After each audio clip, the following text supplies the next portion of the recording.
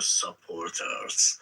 And if they come to the table for the negotiation, and if they do any kind of negotiation, the main thing is that they're gonna lose those supporters. And if they lose those supporters, then there is no one else to come to the street to suppress Iranian people and to, like massacre like what they did 2 months ago. And therefore, the Iranian people will have the power to take down the regime. So that's why I think they never gonna do that. That's their core ideology. They never gonna. Okay, so let's assume you're correct. Okay, I'm going to follow your logic. So Trump wants a peace deal with the mullahs, hypothetically, but the mullahs refuse to negotiate with them. They say, no, we're not willing to agree to any deal at all. We're just going to keep fighting.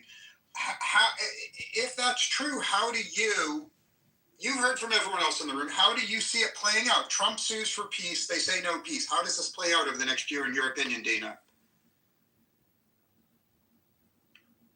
Well, I think that Trump is actually buying time to send more troops to the region, and also, to provide more supplies and backup for the troops and the bases in the region. So I think that's what Trump is trying to do. And also, on the other hand, trying to control the market, the oil price and stuff like that. So as you can see, as you saw, on Monday when he did that tweet, the oil price dropped by $20-$30. So that's I think his game and what he's doing. But regarding the negotiation, even if there is something if even there is something going on, I don't think it's gonna result in anything, and the war will be ongoing till this war must have a winner. It's either IRGC who's gonna declare that they won the war, or US. So it's not there is no So I have a quick question, because I want to talk about that real quick. What's the actual negotiation? Let's just focus on the negotiation itself. What are we negotiating? What is the actual negotiation on the table for? What's even on the table? So my understanding, I'm going to answer you, Saul. My understanding of the offer on the table which Trump made to the mullahs is the mullahs get to stay in power, but they have international inspectors that inspect to make sure they never have missiles, they never have drones, and they never have nuclear weapons ever again. Yeah, and so how does that change status quo, though? What's the status quo change on that? That was already in play. I don't think it was, but I want Dana to address you. Sorry, what was your question, So? I said, what's on the table? We have a seat at the table. We sat down. We opened the book. What's on the negotiation on the table? Okay, so US already mentioned they have 15 terms, as he mentioned that they have to do they have to reduce the missile range. Also, they have to control the nuclear program. And the U.S. are gonna provide the fuel for the centrifuge, but they cannot enrich anymore. And there were I think 10 more like that. And in return, U.S. will shift the sanctions. U.S. will let the regime to stay in power, and that's it. That doesn't change much from the years and the decades of the past, though, right? International inspectors barely ever got access there, right? So that's really going to be a big problem, right? Yeah. So fuel for centrifuge, okay, but the thing is, and you know what? They're going to allow exports of Iranian oil because it's been sanctioned. What else is here? I don't see a lot of difference here. No, there isn't. That's what I'm saying. That's the thing. Yeah. And also the other thing that U.S. wants is to control the missile program. and that's a red line for the regime. I mean, if they give their missiles away, then they have nothing else. That's the only thing that the regime has to threaten, like Israel and all the world. So if they give it away, they're gonna be like Libya. What happened to Libya? Libya also did the same thing. They gave up their nuclear power, they gave up their army, and then after a while they got attacked by the world as well. So that's why I believe this is not going to happen. And on the other hand, also, the Iranian regime responded actually to that terms, and they said that not that we're not gonna accept those terms, but we have 5 conditions, and the conditions were.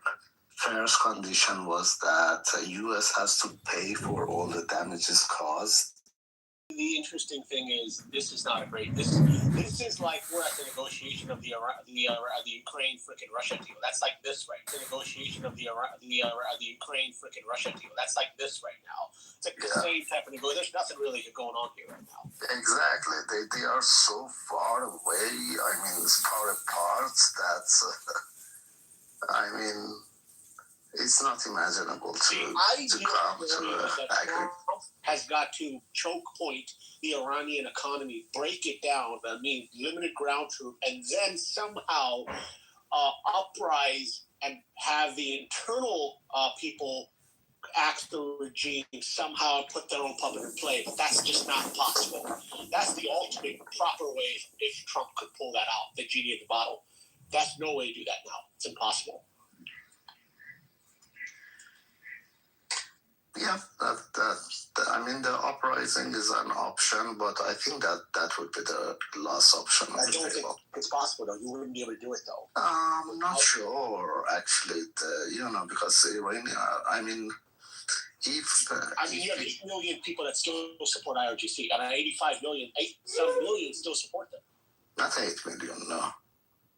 I mean, the best they have is like maybe 200K IRGC who are armed, and willing to shoot people and massacre for the regime. The best, at best, I think it's like 100 to 200K. That's all.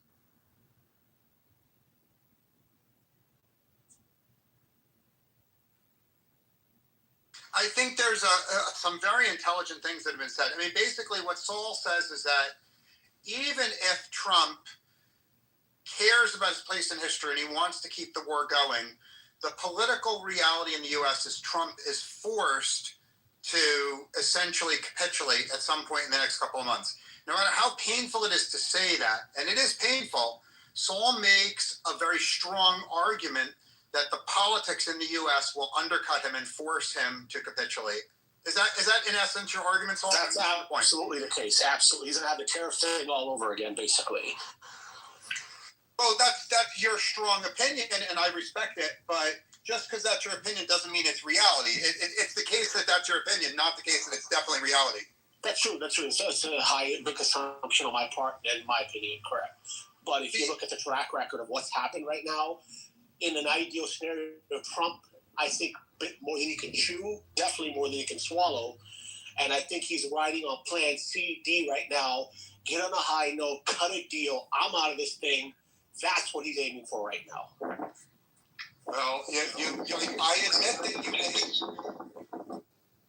I admit that you may be right, and America has half-assed a lot of wars. America has left a lot of allies hanging a lot of times. So this would not be the first time that America goes halfway and has to leave for political reasons. So you may be right. I hope you're not right, but you may be right. But as a counter argument, I can say that Trump mentioned it many times that he doesn't want the U.S. in 5-10 years to again go back and have the same struggle with this regime. Well, who doesn't want it, by the way? Let me ask you this way. You said 5-10 years. Who doesn't want it? The U.S. Well, no, Trump. But Trump is a great sales guy. He's going to repackage this and sell it back on the market and say, look, I've got a security for us for the next 30 years. I put them back. And the American people chew it up and eat it and swallow it.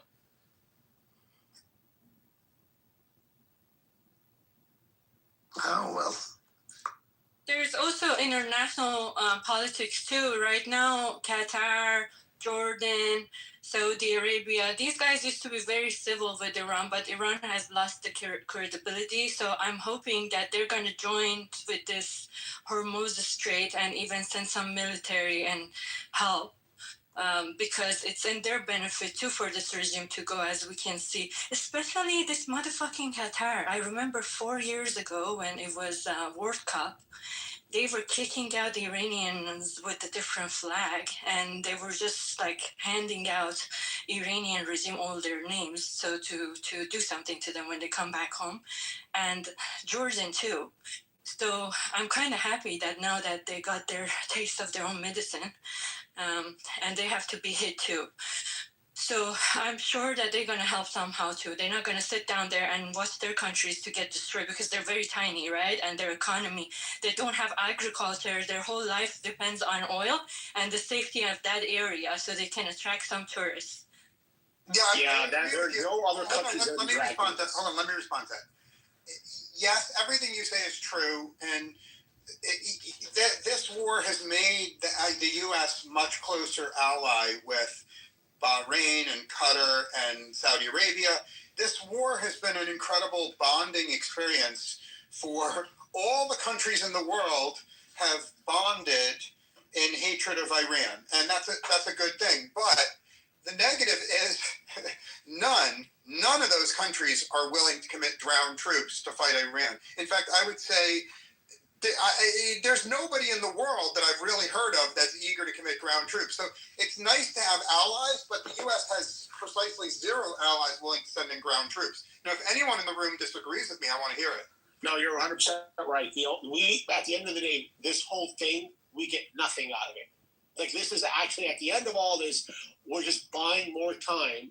The GCC are not going to go to war with each other. That's not going to happen. Right, these Gulf countries pay the U.S. to protect them. They just now tested that theory. The simulated, that just actually went into real test, and they now are looking at alternative people to alliance to make alliance deals with outside of the U.S. But that GCC is not going to go to war in Iran. They're not going to spend that direction at all. The curious piece I want to ask you guys is, what is Israel's remaining motive left in this? What do they want out of it? Well, that's very easy to say. Hold on, let me state a piece, and then I want to hear your. Israel wants the attacks on Israel to stop. They want Hamas to stop getting money from Iran, and they want Hezbollah to stop getting money from Iran. Israel, for obvious reasons, will keep pressuring the mullahs until the mullahs stop funding Hamas and Hezbollah. In my opinion, I'm done speaking. I want to hear everyone else. Well, the biggest enemy of IRGC is Israel, and from day one, they have the hatred toward Israel, and they have this ideology that Israel has to be wiped out of the map. So that's that, and there goes the hardcore support for Palestinians, and then that's supporting these proxies to do damage in Israel and all. That I'm sure you know about it. So Israel, Netanyahu has been planning for this for over 20 years from the intel that we're receiving from the intel that we're seeing right now, that how much far the planning goes into this. And even U.S. tried a couple of times to hold the war, this war started because Israel called 48 hours, like a day before, saying, I'm going to, by the way, bomb the supreme leader. And even the last war was too, like Israel was afraid that U.S. is going to do the negotiation and IRGC is going to stay in power and still start the planning. I would highly recommend, if you guys can watch the interview that Catherine Shackbaum did, explains that how when she penetrated to the Supreme Leader circle, what she saw and the planning that she saw about Israel, that sums it up. Yeah, the only way that threat to the Israel gonna be gone is that this regime is toppled, because being enemy with Israel is the core ideology of this regime. If you take it out, without it, the regime does not exist, does not survive. So the only way to, in the deal, if they negotiate and the anything in the deal that support Israel or include not attacking Israel in the future by IRGC or Iran, that's gonna destroy the regime from inside, and I'm 100% sure that the regime not gonna sign such a deal or such a. I just want to go back and rewind a couple minutes to Sky. So we don't really know the real who started what. That's classified. But I would just say that this is not yesterday in the making. This card was put on the table 20 years ago on Bush 2. There was a play to look at Iran then as well. And like the Venezuela thing, that was not even 6 months, a year. That was a play put together 5 years ago, right? So they have deals on the table, cooked up, planned, pre-planned, way, way in advance. It's on every country in the world, right? So the thing is, I'm just wondering, can this bad deal turn into a good deal, and the end of it, repackage, like Trump will repackage and sell it and make it look like a good deal? But then, if Israel doesn't get what they want, can the U.S. restrain Israel and stop them now? What is the remaining motivation from Israel's perspective to not continue forward if the U.S. yanks the chain and said stop? That's what I'm curious about. Can they do that? Israel is going for a regime change, yes. If you look at the history of Iran with Israel back in 580 BC, Cyrus the Great, the Kingdom of Iran, they liberated Jewish people because they were taken. Jerusalem was conquered by Babylonians back in the day. And in 530 BC, when Cyrus liberated them so they could go back to their homeland. So we always had, in the history, we were friends. But since this IRGC people came out, they shut out everybody who was Jewish. They had to escape. There's only 8,000 Jewish people in Iran, and they're very oppressed. I personally know some. And they don't guarantee visa for anybody who is even linked to Israel. If my great-grandma goes to Israel, I'll be in jail because I'll be accused of being a spy somehow. So that's the type of a thing. They kept that enemy. You know how some countries rule by that. They have this imaginary enemy, and they make their ideology around it so they can have some idiot support group that they can manipulate, and that's how the regime has been doing it. Now, I'm 100% sure Netanyahu is not going to stop. If U.S. decides to withdraw, Netanyahu will still go after the IRGC until they're gone, because, Israel is very close to Iran, and this IRGC, if they're in power, they're not going to stop attacking Israel. So that will go on, and Israel being the only ally U.S. has. If Israel gets weakened, then U.S. has no allies over there. So that's also that's also another thing that as an American, we need some allies in the Middle East. We can't just let. It's not that U.S. is protecting these countries too. I believe that they're paying for support of America in these Middle Eastern countries, but don't forget, that's a biggest strategy, war strategy, that you want to defend your country as far as possible to your homeland, because the more powerful we are, the more bases we have around the world. That's just a basic thing that any country in the right mind will do so. So it's not that we're there to serve these countries. We're there because we want to make sure we're in power, and we know shit before it hits to the home. So BB, Cal, you have a question. Can the Godfather tell BB to pump the brakes and stop and live and accept with whatever regime? Can he convince him to do it? Number one, right? Can he do that?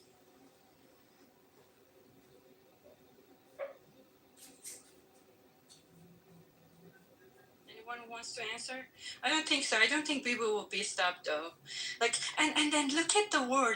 What kind of war we're heading to? We have a bunch of dictators who are very pro-war. We have Putin, and then we have Netanyahu, right? He's not a negotiation guy. He's eliminate them. And then now Uncle Trump is kind of joining the club too with maximum pressure. So and then North Korea from the other side. So maybe that's the style of politics from now on. So I don't think they will stop until they do. The irony in this, the really interesting irony is Bibi and the Godfather both have political dynamics within their own countries. That's what's nuts about this. They both have their own type of internal political problems that will come to bear very soon. And I don't know, Calvi, if you're really looking at both of them do. Yeah, I know they both do, but I think the worst is that they get nothing out of this war and then go back to their countries, you know. That would be the What worst. I'm trying to say is, I don't know if Bibi can even push the war longer as well. He's running into his own, in his own circle, it's becoming problematic. In the Israeli parliament right now, there's issues there spinning up. Just like Trump's going to have issues down the road, potentially, you know, if the Dems win the House, they're going to probably yank and say, let's go get this guy once more. 100%. Started the articles impeachment, axe this, get him out, stop the whole thing mid-flight, whatever it's in. I mean, it's all, and then Bibi's got that corruption stuff that's just been cooking in the back that he's buried for years, like months and years ago, that will probably spin back up somehow.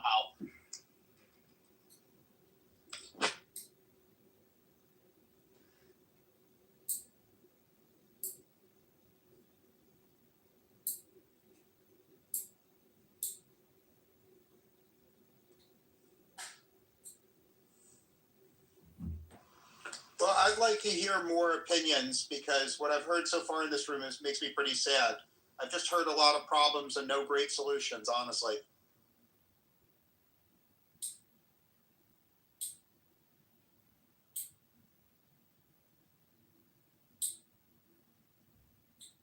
Well, what is your quote-unquote definition of a solution that you're looking for?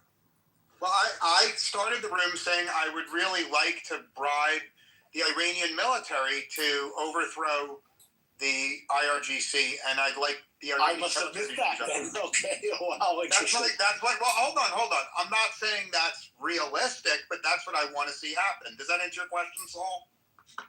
I'll walk the horse on the water on that with me. How would you play this bribe? Okay. Well, first of all, my understanding is there are negotiations going on right now with generals, where essentially the generals, they've targeted generals that don't like the IRGC, generals who are being offered the chance to get air support from the U.S. and get support from the U.S. for them to persuade the Iranian military to rebel against the IRGC and kill the IRGC. Now, that's not far-fetched in the scheme of Middle East politics. In fact, many Middle Eastern countries have had the military overthrow the government. It's not even unusual for the military to overthrow the government. The only question on the table is, are U.S. diplomats skillful enough to persuade the Iranian military to overthrow the government? Well, so the Venezuela drug deal was like that. If you go back and look at this, right, the general came to the U.S., did a $50 million grab and said, I'll start giving you intel 5 years ago. And that's how the Venezuela play started. But that was another way around. They reached out here, right? So in this scenario, I don't really know. But Dana, the question what I have is, if you stack the military against IRGC, which IRGC has their own group of military as well, right? They have it's a weird fucking situation in that country, the way they operate. Hold on. Let me. Before you were in the room, I made the analogy of the Wehrmacht versus the SS, right? The SS were the true believers, and the Wehrmacht were just nationalists going along with it. So there's ample evidence that it would have been possible to bribe the Wehrmacht to overthrow the SS, and in fact, elements of the Wehrmacht actually tried to overthrow the SS, but they failed. So the analogy is... We know that some members of the Iranian military are in negotiations with the CIA to overthrow the government. What we don't know is how high up they are, how much support they have, how motivated they are. But the bottom line is the U.S. has plenty of money to pay to the Iranian military to overthrow. So it's not out of the question, right, Saul? I think that Trump was trying to do that, but he might have killed the person along the way that he wanted to do it with. I don't know if there's a powerful military figure left to do a drug deal with. That's what I would question. I think that was plan A in some degree or plan B. We're on C and D now, whatever that is. I'm not sure. I'm not sure that. Probably you're right, but I'm not sure it's off the table because what's happened over the past 3 weeks is a lot of the powerful people in the Republican Guard are dead. A lot of the people in the IRGC are dead.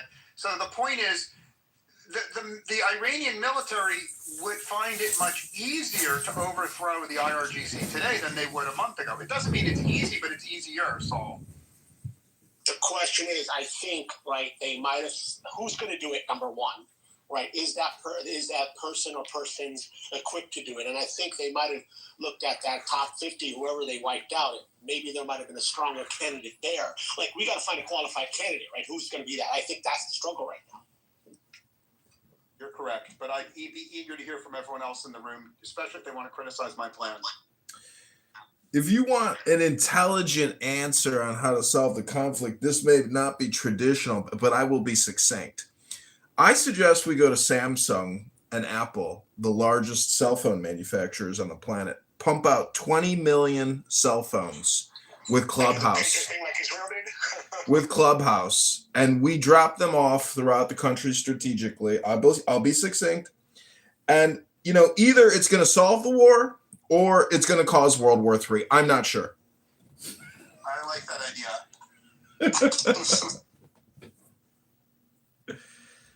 They will have it though. So here's the thing.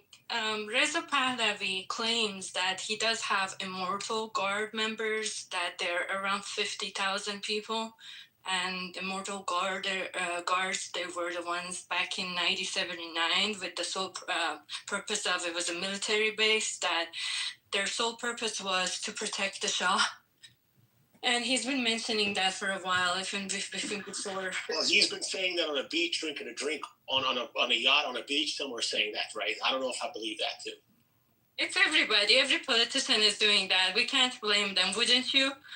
Trust me, like every one of us would do the same if we had their power. So that can't be, used against them. But he's mentioning that their sole purpose is to help with the toppling the regime when time is right. And from what I see, that he's getting promoted by all these media and sitting down with, Sandcom and Lindsey Graham and all these Republicans, I think they reached to the idea of supporting him for transition period. And I think that would be a good plan. I don't know. That's not going to happen. I think they're testing the waters on that. There's no way that's going to work. I don't know what card he's playing on the table, what bluff he has, but that would be a suicide mission.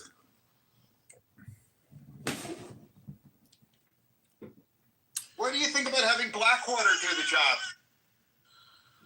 So that's interesting, right? I actually was thinking about that, bringing private contractors, right? Let's bring them in, elite ones, right? And do some stealth operations. I was actually wondering, I was contemplating on that, but how complex would that be? Yeah, something like that. I was actually thinking about that today, like how would that play out? I think the one problem with Blackwater is very few Blackwater operatives speak Farsi. And so I think it'd be very hard for Blackwater to operate because they don't speak Farsi, unfortunately. See, the thing is, right, look at it this way. The most sophisticated intelligence is not even CIA on ground there. It's really Mossad that has way more better intelligence gathering techniques there. They probably have, with that last run, they lost a lot of people when they were doing the whole rug pulling and looking at everyone who's working as an operative, right? But who's remaining? Like, who do they have left? I would leverage that and see what those guys can pull out, not this way around. Well, they used to hire Afghani people because a lot of them. So this is how the last year plan went out. The Mossad was hiring Afghani people because they're illegal in Iran, right? And most of them work for shady money. and they don't get health care and whatnot, and they are everywhere. Like everybody has at least a housekeeper who's Afghani or contractor or something like that. And then these guys were penetrated. They were even $10. They got bought, and they hit IRGC within the home too for the first round. So that's how it was. But when the Union regime found out, they deported everybody, and they jailed a lot of them. So that plan is out of the window too. Dana, I have a question. Let's say South covertly they wanted to bring in arms. What areas would they do this? Like, look, geographically, I know there's a couple of areas I looked at, but what routes would they take to do this? Jack Black realized his son spent thousands of dollars on video. Mostly in the border cities like Kurdistan, Balochistan, and Iran, Haryana, cities like that, because within the central of Iran, like Iran is one of the And how much arm of the, I guess, to create a rebel force of arm, how much would that, what kind of quantity are we talking when you try to do this plan of overthrowing, like whatever this looks like, you know, what kind of capacity would it take to do this? I believe 100K plus, 100, 200, something like that. It's something between 100 to 150 would do.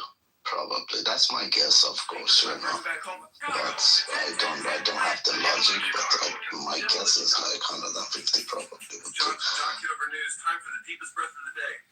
So, Calvi, it's highly possible, this is what the Godfather's master at, right? Distractions. Put something else in front of someone and then distract. They're probably saying, we're doing a deal. Maybe they're arming people in the behind the scenes. It's highly possible under the table that's happening. And that's why I asked that question.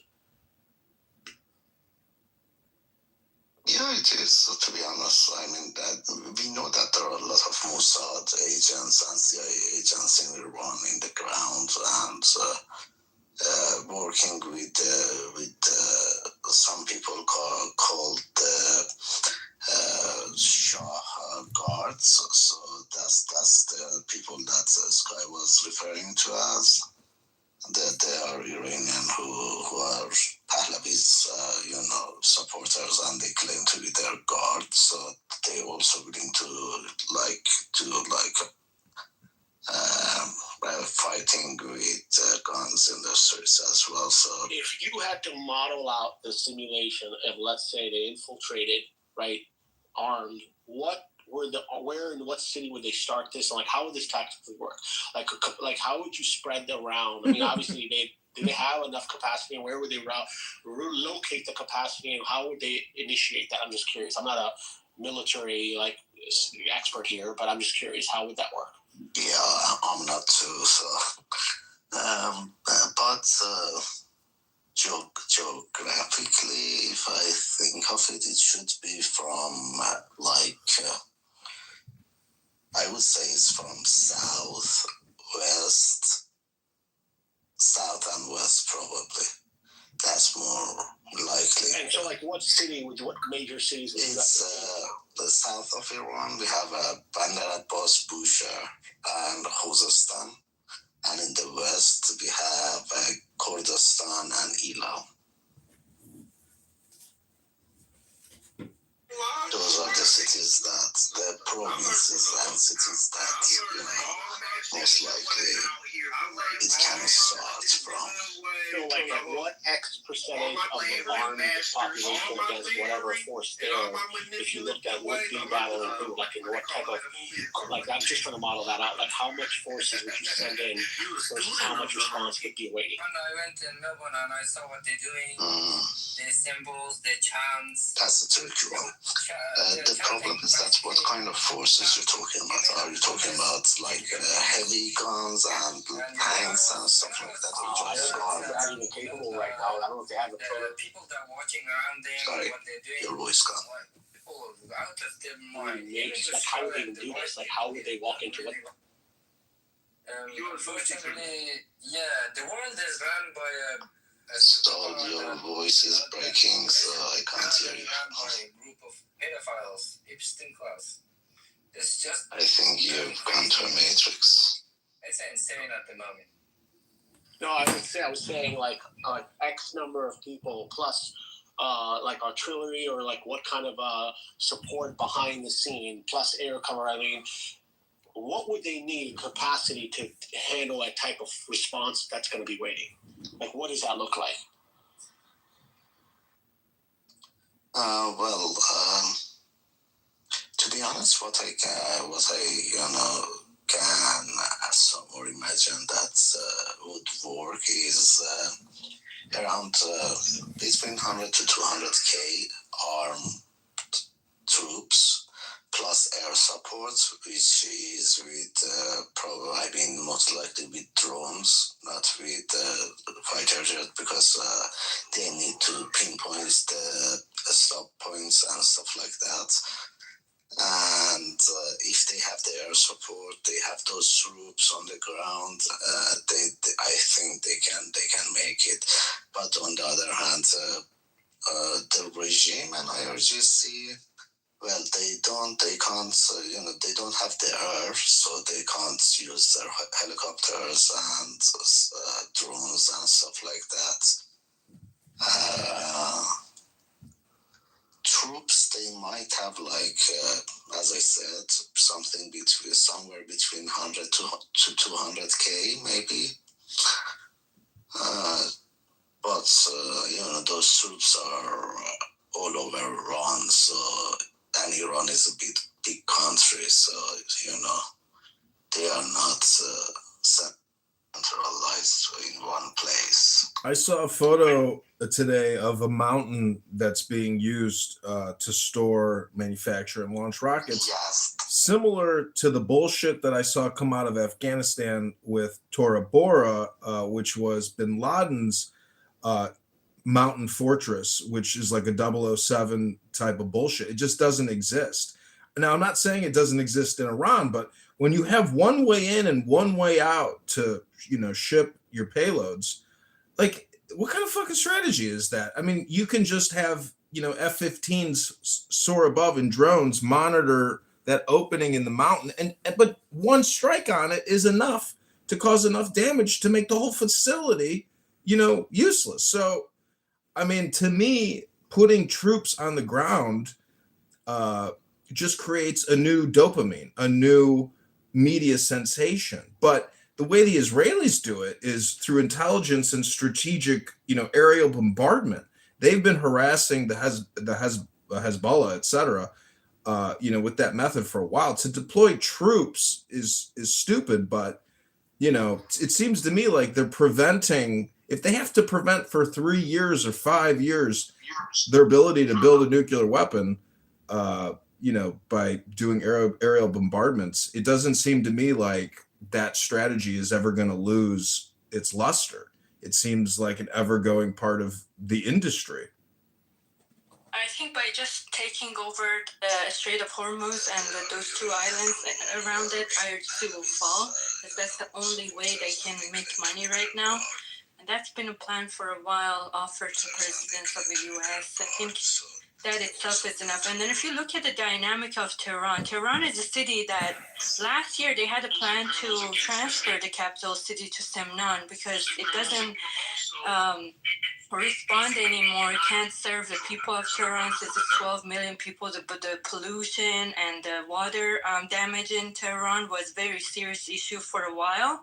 So with that war being on top of it, it's not a very strong city to stay under the war for so long. So I don't think it's going to be such a hard thing to do to topple the regime in a few weeks. The problem with that, Sky, is going back to what Calvi said, we will take a hit, and I don't think U.S. wants to see dead bodies of U.S. military members on the ground. We're going to have that kind of effect. We're talking like hundreds of people die. America has already lost 20 people and suffered 200 casualties. I understand that, but that's the difference between we're talking 10 times more of that. I understand, but I don't think the stomach exists in the U.S. for that to continue. That's the problem. Yeah, there's a lot of things about that too, you know, the lefties and all that. But here's the thing: if you look, like Japan is trying to send some ships to with company ships that coming through the Strait of Hormuz. Some other countries also announced that they're going to do the same, and they will follow through. This is not going to be long run just the U.S. anymore or Israel anymore. I'm 100% sure of that, because these countries are getting hit with the prices too, and the effect is much more than U.S. Because they're not as successful as U.S. to, you know, compensate in other departments. So they have to come through anyway. And I don't believe that U.S. is going to get hit in those islands, because IRGC is they're very weak. Don't look that they're bombing around the area. That's just like when you're on your last strands, you do that shit. You know? Yeah. So I can't see it. I don't think anyone else is joining, because they can just go to the Iranians and say, give us the oil like the Pakistanis just got a little bit going through. I don't think no other country has a reason to join for no reason. Like there's no one that's going to get involved here, unless the U.S. pressures them, which I don't even think it makes any sense. I think what you're talking about, minimal. We're making assumptions on how much minimal presence they have, but they can still strike drones. Tens of thousands of them available. They can still kill people. It's a regime that has a lot more depth that has been presumed. It's an ideological regime. It's totalitarian, not just a dictatorship. There's a dictator and few others who are running the country. They have supporters, and they're 47 years old plus 1,400 years of ideology and religion behind it.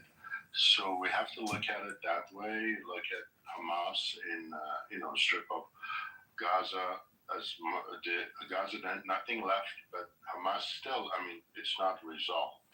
Look at Hezbollah and Lebanon and on all that.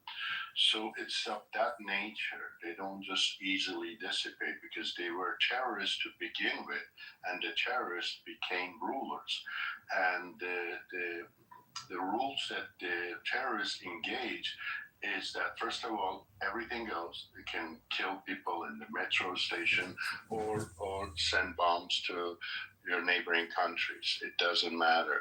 And also, terrorists doesn't even mind, for them, it's death. For others, is life. So they just look at things totally differently. And so we have to know who our enemy is, and then how to fight them. I think Israel knows. I don't think Trump still gets it. There are level 1 or 2 maybe of the regime rulers that have been neutralized, but there are a lot more, because it has a lot more depth. So until we get rid of majority of them, they're still going to run, because they have learned to be kind of functioning horizontally as a network, rather than, not that they don't have the vertical system. In a way, I'm saying it has to be. They have to take care of those, but they haven't. I look at posters and pictures of the wanted. There's still at least, I'd say, 30 of them, well known in all different structures of the country, from military sources, etc., intelligence and all that. And remember, Russia is taking advantage of this. Ukraine is now not the main thing now, and they are getting all the intelligence from Russia too. And so we are looking at a KGB style system, plus they have people supporters, and so when we're talking about sending forces or contractors, etc., those things would work if it's a dictatorship, but something like this, you need a lot more people than just bunch of contractors, because they have regular people on the ground too. Right now, the past few days, they're hiring kids from 14 years and up to defend or whatever. So that's what we're dealing with. And on the other hand, I don't want to be talking for a long time. On the other hand, on this end, on our end, Trump, like the last comments, is giving a message is that he wants to end this fast. Well, I hope so, but these people are there, they have the time, and if Gaza ended fast, Lebanon ended fast, then Iran thing would end fast too. But we have started from the top, but we have not finished. He's trying to negotiate with people who are they were born this way, to be anti-West, anti-America, etc. So those are the wrong people to negotiate. David, you brought up an excellent point about the whole. I mean, this would convert into look at the Israelis trying to hit Hamas thing. You're talking, behemoth hitting someone with sticks and pebbles, right? And that's comparison. It's the same thing. We'd be in the reverse Israel-Hamas situation if we landed there underestimating them. That's an excellent point that you just brought up, and I think that's highly possible. Don't underestimate them. And this is like a freaking KGB-style network spread across horizontally. The thing I wanted to ask you, David, is why is he asking to do a deal all of a sudden now? Like, really think about why would you just bring it up magically? If you wanted to take it now. Why would you even not take it? Just go and take it over right now. Why delay it even further? Why all of a sudden start asking, now let's do a fast deal? There's no fast deal anywhere. And then going back to this whole thing of starting it, if you wanted to take out the quote-unquote missiles and the nuclear thing, you could have stealthily done that. You could have brought in stealth operators to go and rig the thing and blow them up, right? Why are you doing that? Well, I'd say number one is he needs some time. First of all, is the markets. You had to assure the markets things was kind of getting out of hand, and oil market, stock market, etc. Not that they're happy with it, but at least we give some positive information, and that might just delay the big panic. Also, it appears that up to 10,000 forces are heading that way, and it needs time. The strategy. I mean, if they're going to take over some islands, which ones? How are they going to do it? And apparently, it was not in the plan. So these things take a little bit more planning. I believe, and from the information that I receive from people, because I'm not a militarist, but I don't have no knowledge, is that the U.S. didn't go in with all its force. I don't mean the soldiers or whatever, or tanks. I'm talking about even the from the air. So because we have the capacity to, just like Israel has the dome to defend, we have the capacity to create some sort of a dome there to allow these, at least the missiles to go through.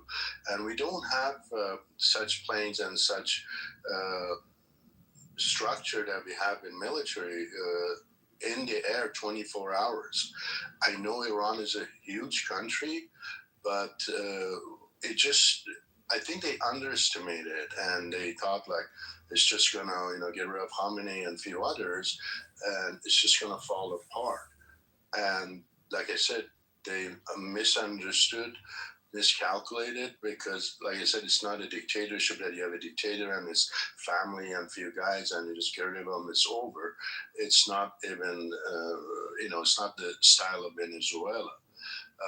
This is much deeper than that. And I gave you even Saddam, look, we bombed the hell out of him, shock and awe, but still they were there. So we had to, I'm not saying that's the solution for Iran, but that's what we did. We took tanks, soldiers, street by street, city by city. We went to Baghdad eventually after Basra, days and days, surrounded Baghdad, and it was a lot of work, a lot of military force and tanks and all that. And at the end, still Saddam and his forces were fighting, and eventually they found them in a hole.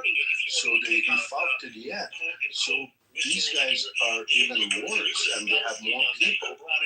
Saddam was more of a still dictator, he had his own ideology, but nothing like these guys, or Gaddafi, he went all the way. So these are examples, or even look at the Taliban. At the end, they just gave it back to them.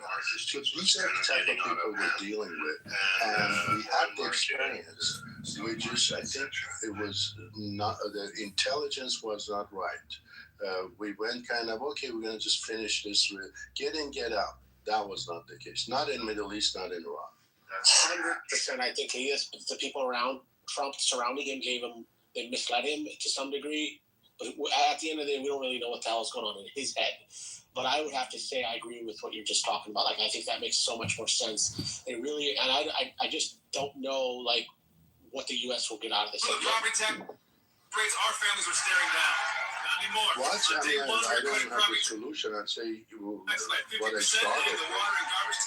And, Israel is doing a good job. I think they've done most of that, getting rid of elements that the people who make the decisions. I guess just yesterday, another general who was in charge of the Navy or whatever, they got rid of him, and that's important, whoever did that, because he was in charge of Hormuz Strait and all that. So we have to get rid of enough of these to create this lack of decision making, this fear that they cannot control as much as they are. They're still in control, and they're doing a good job for what they are, their capability. They're counting on one thing: to drag this enough for the political forces in U.S. to pressure, and the world to pressure Trump to back out.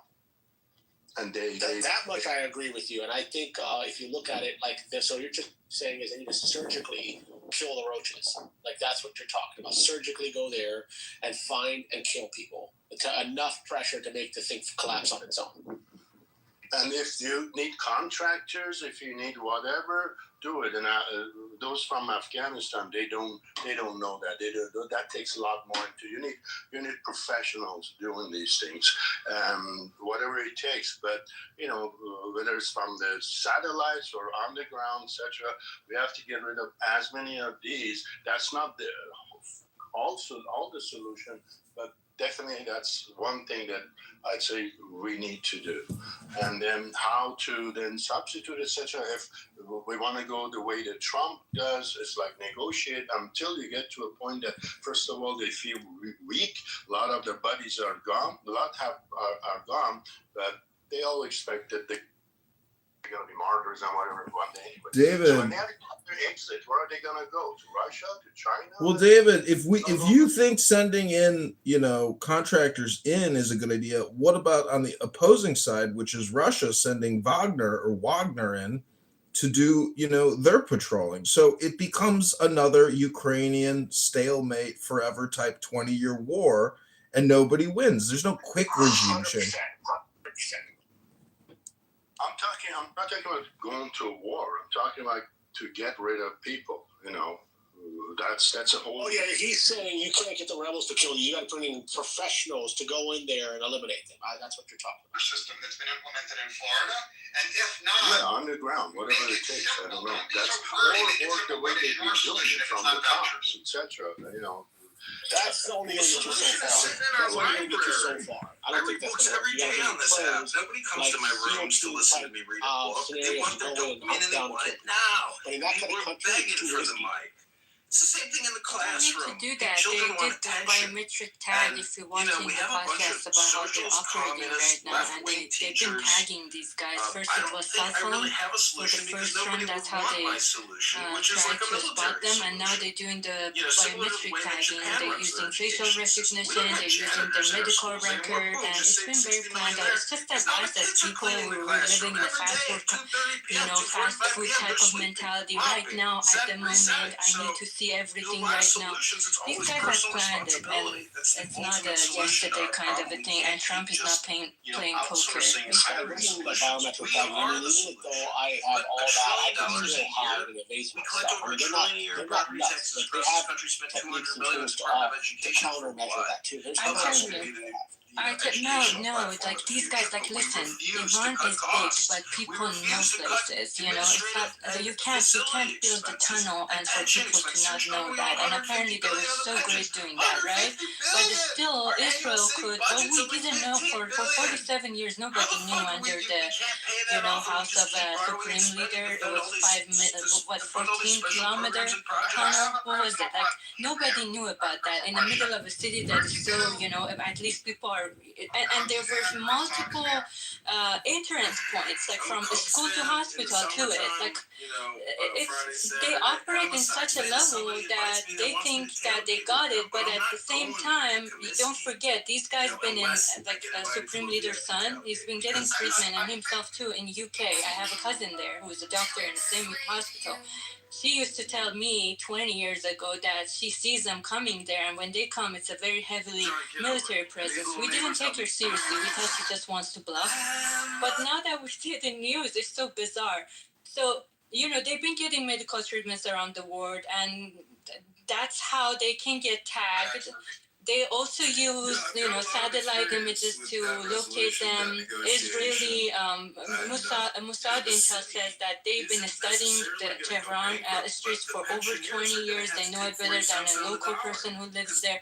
So they can't hide, and nowhere else they can go. So I'm assuming right now at this point that those operators are all pretty much in safe houses because they're flushing the streets right now. I'm pretty sure. They're not.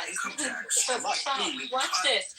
In the northern part of Iran is a place that everybody takes, like on weekends, they go there, right? And some little city villa in northern part of Iran is getting hit, and people don't know why. So it turns out these IRGC guys are going to their friend's house in northern part, they're going to their mother-in-law's house, and still they're getting hit over there. So these are the things that doesn't come up as much in, you know, media here, because they see it as the low, you know, low value type of a news, but people who live in there and Iranian channels, they expose. I would just say one thing: they can't strike a missile unit to attack someone digitally in a highly dense civilian population. The U.S. is not going to take a risk to have another 175, whatever they killed on bad intel. It can't afford to do that now. The Israelis can do whatever the hell they want; they don't care. But the U.S. is not going to do that. Well, a lot of them have also gone to the eastern province of Khorasan, which is further out. But, you know, if they go to their mother-in-law and they don't communicate, that's it. They don't care. But wherever they are, if they communicate and eventually they get intercepted, that's the idea, and you know their whereabouts. Obviously, it takes time, and on the other hand, they now definitely have the intelligence of China and Russia too. So we are, in a way, as far as intelligence is concerned, it's like hackers, you know. Now we're talking like we're having like a guerrilla, like a under the table warfare going on, right? So I get what you're talking about, but that also takes time. It's not going to happen overnight. Exactly, that's what it is. But you know, we know that it's been U.S. and Israel. They have been successful. I mean, they got rid of so many, but. Here's the bottom line. I still don't know what the exit strategy was. I presume, based on what Trump is showing, is to get to a point that they come to a table and accept, you know, the conditions of surrender, basically, what is asking all those 15 points and whatever. Well, they're not in that position yet. So how do you make them surrender? You know, it takes more to get rid of more of them, whatever. Or it's the regime change, and that's a whole different ballgame. And then in that case, you need to get people involved and whatever it takes, and you know, the Iranian people who are against the regime, and that's a whole different story. I don't even know what it is. So real quick, no one's surrendering. I see that. And any other scenario than that, we're talking long delay. And all the opposition side just have to hunker down and just buy time. And so this is really a timing piece problem too. Like that's why we want the fast deal, right? But the thing is, there's no one surrendering here. And I think if they were smart enough to keep the can down the street as long as they can, because that would just make this whole thing even worse, and that might buy them. I mean, on the other side, they're also going to get something. No, what? I don't give a fuck who you are. They'll figure it out later. All right, so Alan, they're not only fighting the Gazans, They're also fighting in the Gazan conflict. They're fighting Hezbollah. They're also fighting the fucking Houthis. They're also fighting the fucking Iranians. They're fighting all the fucking Muslims in the entire fucking region that want to kill every fucking Jew. So, yeah, they're definitely the underdog, even if they're fighting the Gazans, because they're not just fighting the 2 million or whatever Gazans. They're fighting the fucking West Bank. They're fighting fucking Jordan, Lebanon, Iraq, all these fucking terrorist fucking cells all over the entire region that want to fucking kill them and are constantly launching rockets. So, yes, they're the underdog. That is all true, and it's all irrelevant. No, it's not. We're talking about okay. No, because you can't take them in a vacuum. You can't take the Palestinians in a vacuum and be like, there's only 2 million Palestinians in Gaza that are in this conflict, but we're not factoring in all the ones in the West Bank and Jordan and Lebanon and fucking all over the other fucking place. Where was the Yemenis, fucking Houthis, and the Iranians that are launching fucking rockets. Where was the majority of Israel's attacks? Where were they directed? Gaza and southern Lebanon.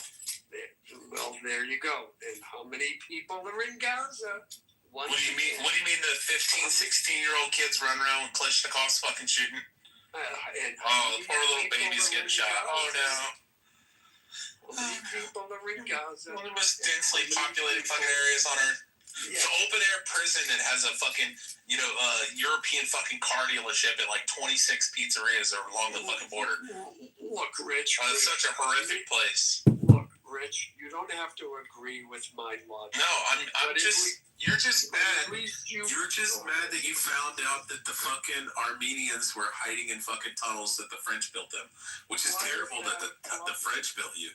Why is that a problem? No, because that makes you guys tunnel rats too. Just like us Jews. Why would I care or be insulted? I already know that the French saved over 1,000 Armenian. Yeah, by building tunnels, and then you Armenians headed them. We're trying to hunt down. Armenian genocide.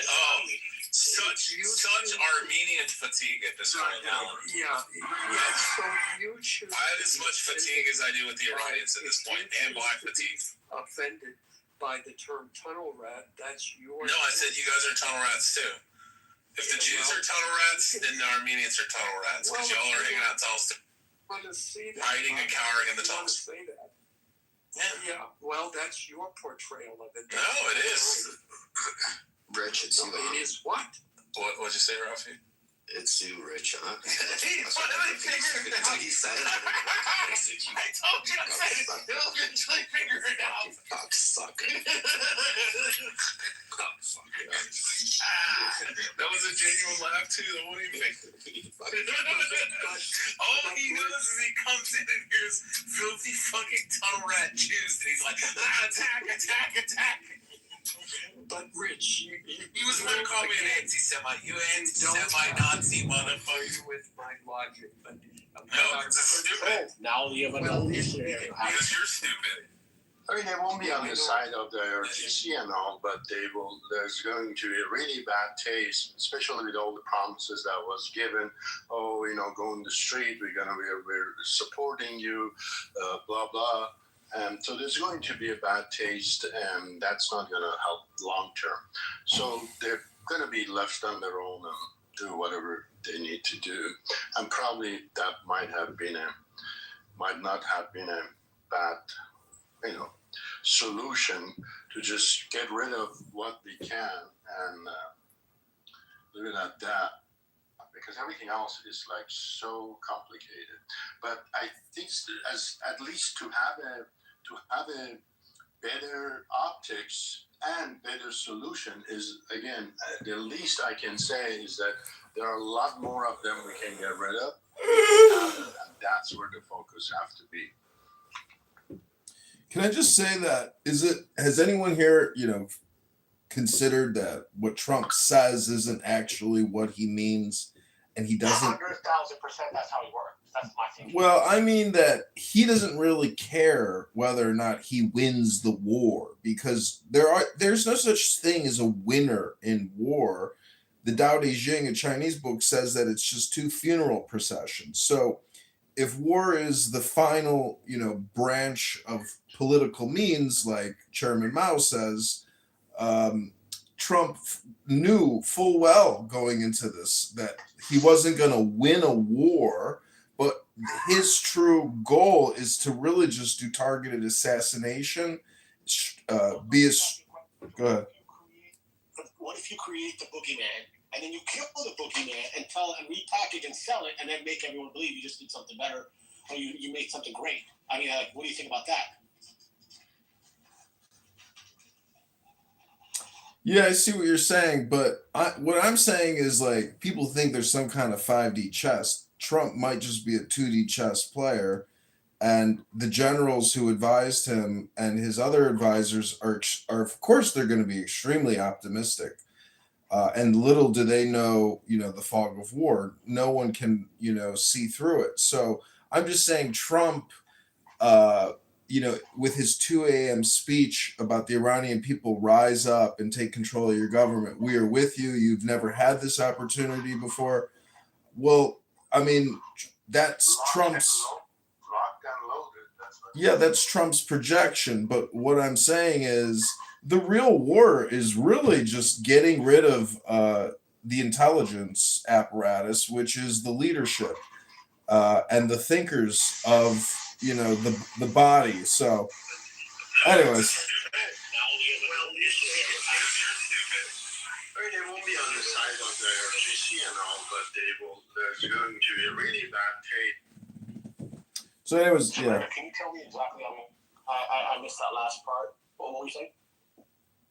Sorry, we're talking to me? I was just merely saying that, Trump, it's because Trump is in a position where he doesn't have a beef or skin in the game. And he's, he wants to please his Israeli patrons. But at the same time, he doesn't necessarily have the all-in attitude that his Israeli patrons may have. So I'm just saying that, Trump is in a catch-22 and, he doesn't even care about an exit. He just wants to please people and he wants to create an equilibrium, which is what I think he's doing. But the people on this app who are calling, for artillery and a ground invasion, I'm not sure that they have the foresight to know that the outcome and the end game could still just be the same thing, which is a situation you're uncomfortable with still. Yeah, I don't think I ever bought into that beginning at all. Right? I think this was a limited operation, but I think he put more than he could chew. And I think he's trying to take a situation and take whatever situation he has and turn it into a great outcome that he can sell back. That's it. That's his definition of a win. There's no win here.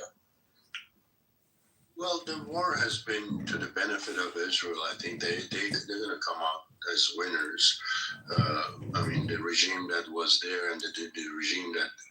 What is your ultimate goal, Rafi?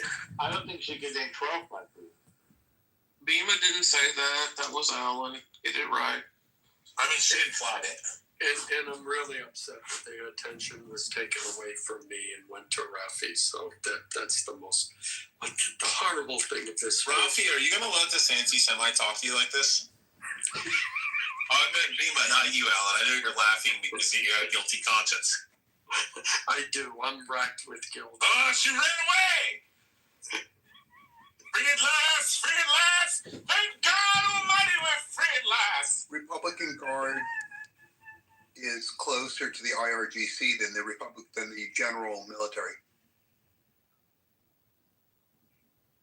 Do you find it kind of fishy that there was like a Republican Guard in Iraq and also Iran? Like it almost feels like the CIA just made shit up. No, it's not. I mean, the Iranian government is proud to have two separate forces. The equivalent in World War II was Germany had the Wehrmacht and it had the SS, and they served different purposes, and they hated each other. That's kind of what it is in Iran. It's two separate forces with separate command structures. Yeah, I know. That's what we've been told. But I'm asking, like, maybe we're smarter. And the Cold War apparatus always put two ridiculous things against each other in all parts of the world, right? Like, we got to be smarter than that at this point. Yeah, but America didn't set any of this shit up. It was set up by the government itself. It's not like America it's beyond being control. set up. Once the Cold War started, right? Once you have a nuclear bomb, like one pointed at you and the other pointed at you, right? The American public's never gonna know the truth. It's just too intense. You get what I'm saying? Yep. It's been a long time. You know, like, I'm not stupid, you're not stupid. Like, you think Iran is picking the fight with the biggest lion in the room? It's the Cold War. You know, am I just like crazy?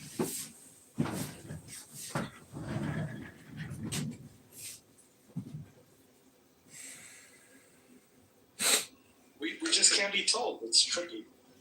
Well, Iran is a big country, and this this government. It's not the Caribbean island. You just go and take over, or just get rid of one dictator, and that's it. It's the end of it. That's not the scenario here. And we had the experience in Afghanistan and Iraq, and with Hamas and Hezbollah, etc. So this was expected. They're gonna fight to their death. That's the kind of are we ready for this? Is it expected because we're told the narrative that Muslims and Jews are ready to fight to the death over there? I've never met people like that. Well, didn't you see, like, I don't know, at least 30 of them got killed? And It's not, none of it is true. It's like, that's weird. Khomeini is dead. All those, a lot of the IRGs. Who? I'm not, like, they are no longer telling us the truth. This is what it is.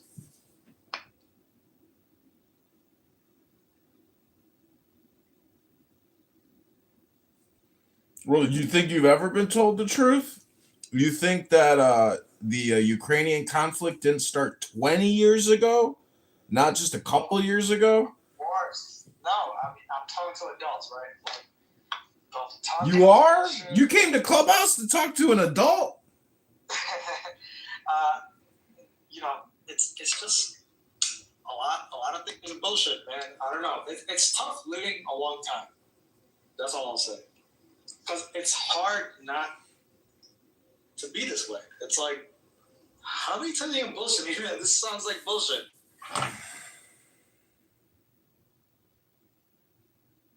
Well, war is what it is. It's really a business, and it's the blunt fact of the situation that our military-industrial complex in Wall Street has to grow their revenue, and so someone has to become the victim.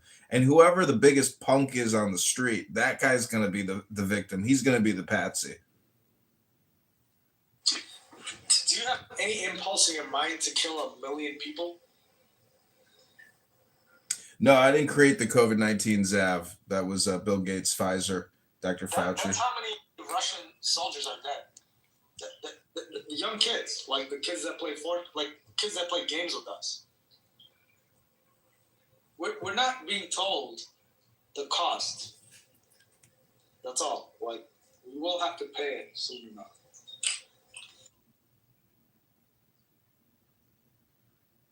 Like, you think those Russian and Ukrainian kids are more important than our kids?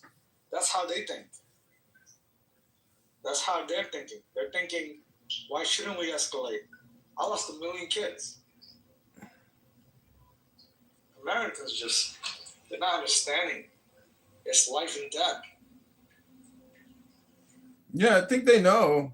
Americans know. I mean, we've lost 20 people and 200, casualties. And those people that died, their family members know they're dead. Megatron, I have a question. What if we stay there, it's long term, and then China goes after Taiwan in the whole process of it? I don't know. Yeah, so Some people say that Taiwan thing, that beef is never going to happen. That shit's been resolved. The Chinese are smarter than that, and their businesses are intertwined. There'd be no reason to do that, and that it's all just see. The thing that upsets me about America, or being an American, that I get the feeling people are laughing behind our back when it's all said and done, because we spent all of our fucking money on them, on their fucking complaints. No, don't think that. We have the smartest brains in the back rooms. So when we deploy to the Gulf and when we proxy war to Ukraine, it's the smartest people, the Manhattan Project people. It's not us. We're regular. They're them. They just can't talk to us. Like, I can't fully understand. You know, like those bases over there, when they decide, hey, we have to do something, you know, they can't really tell us. Like when they have to go do that, right? They can't tell us that. Like, Iran's not developing nuclear weapons. Nuclear weapons are already developed. It's just a matter of shipping it. That's what the Cold War was. They just shipped the nuke to Cuba. The nuke is available in Iran. You just can't tell us. Got it. You're wrong, man. Well, you're all not stupid, right? You lived around. I don't know. Is a stupid person asking the question? Because you came here to speak with adults, and to me, that's pretty stupid. I don't think that's the case, because these type of scenarios have digital these kind of fingerprints that can be detected, and I don't think that's really the case. Okay, I was doing some research. Do you know how small a nuclear bomb can actually be? Yeah, they can put it in a suitcase. It can be about the size of a RPG. They developed that. It's mobile. Basically, both U.S. and Russia have nukes planted at each other's cities like for decades. I'm talking Iran. I don't think Iran is that signature. We would have noticed by now. I don't think that. Hold on. Look, what is we? We are not the smartest ones in the room. There's people that built the Manhattan Project. I know, but we could speculate on all kinds of things we don't know about. I know high school kids in America are stupid. That's not who they're recruiting. Well, what is your point? My point is we're in a massive Cold War. Iran is not like that powerful. All right, so we're in a massive Cold War. Some people are saying we're in World War III. We've been at war since 2001, and we've been at war every 4 years on average. So again, you know, I hate to break the bad news to you, but I don't think you have a point. Yeah, I know. Well, I don't know. Like, I'm at the point where I think Donald Trump is. The United States government decided that our elections are compromised, and they put in a president.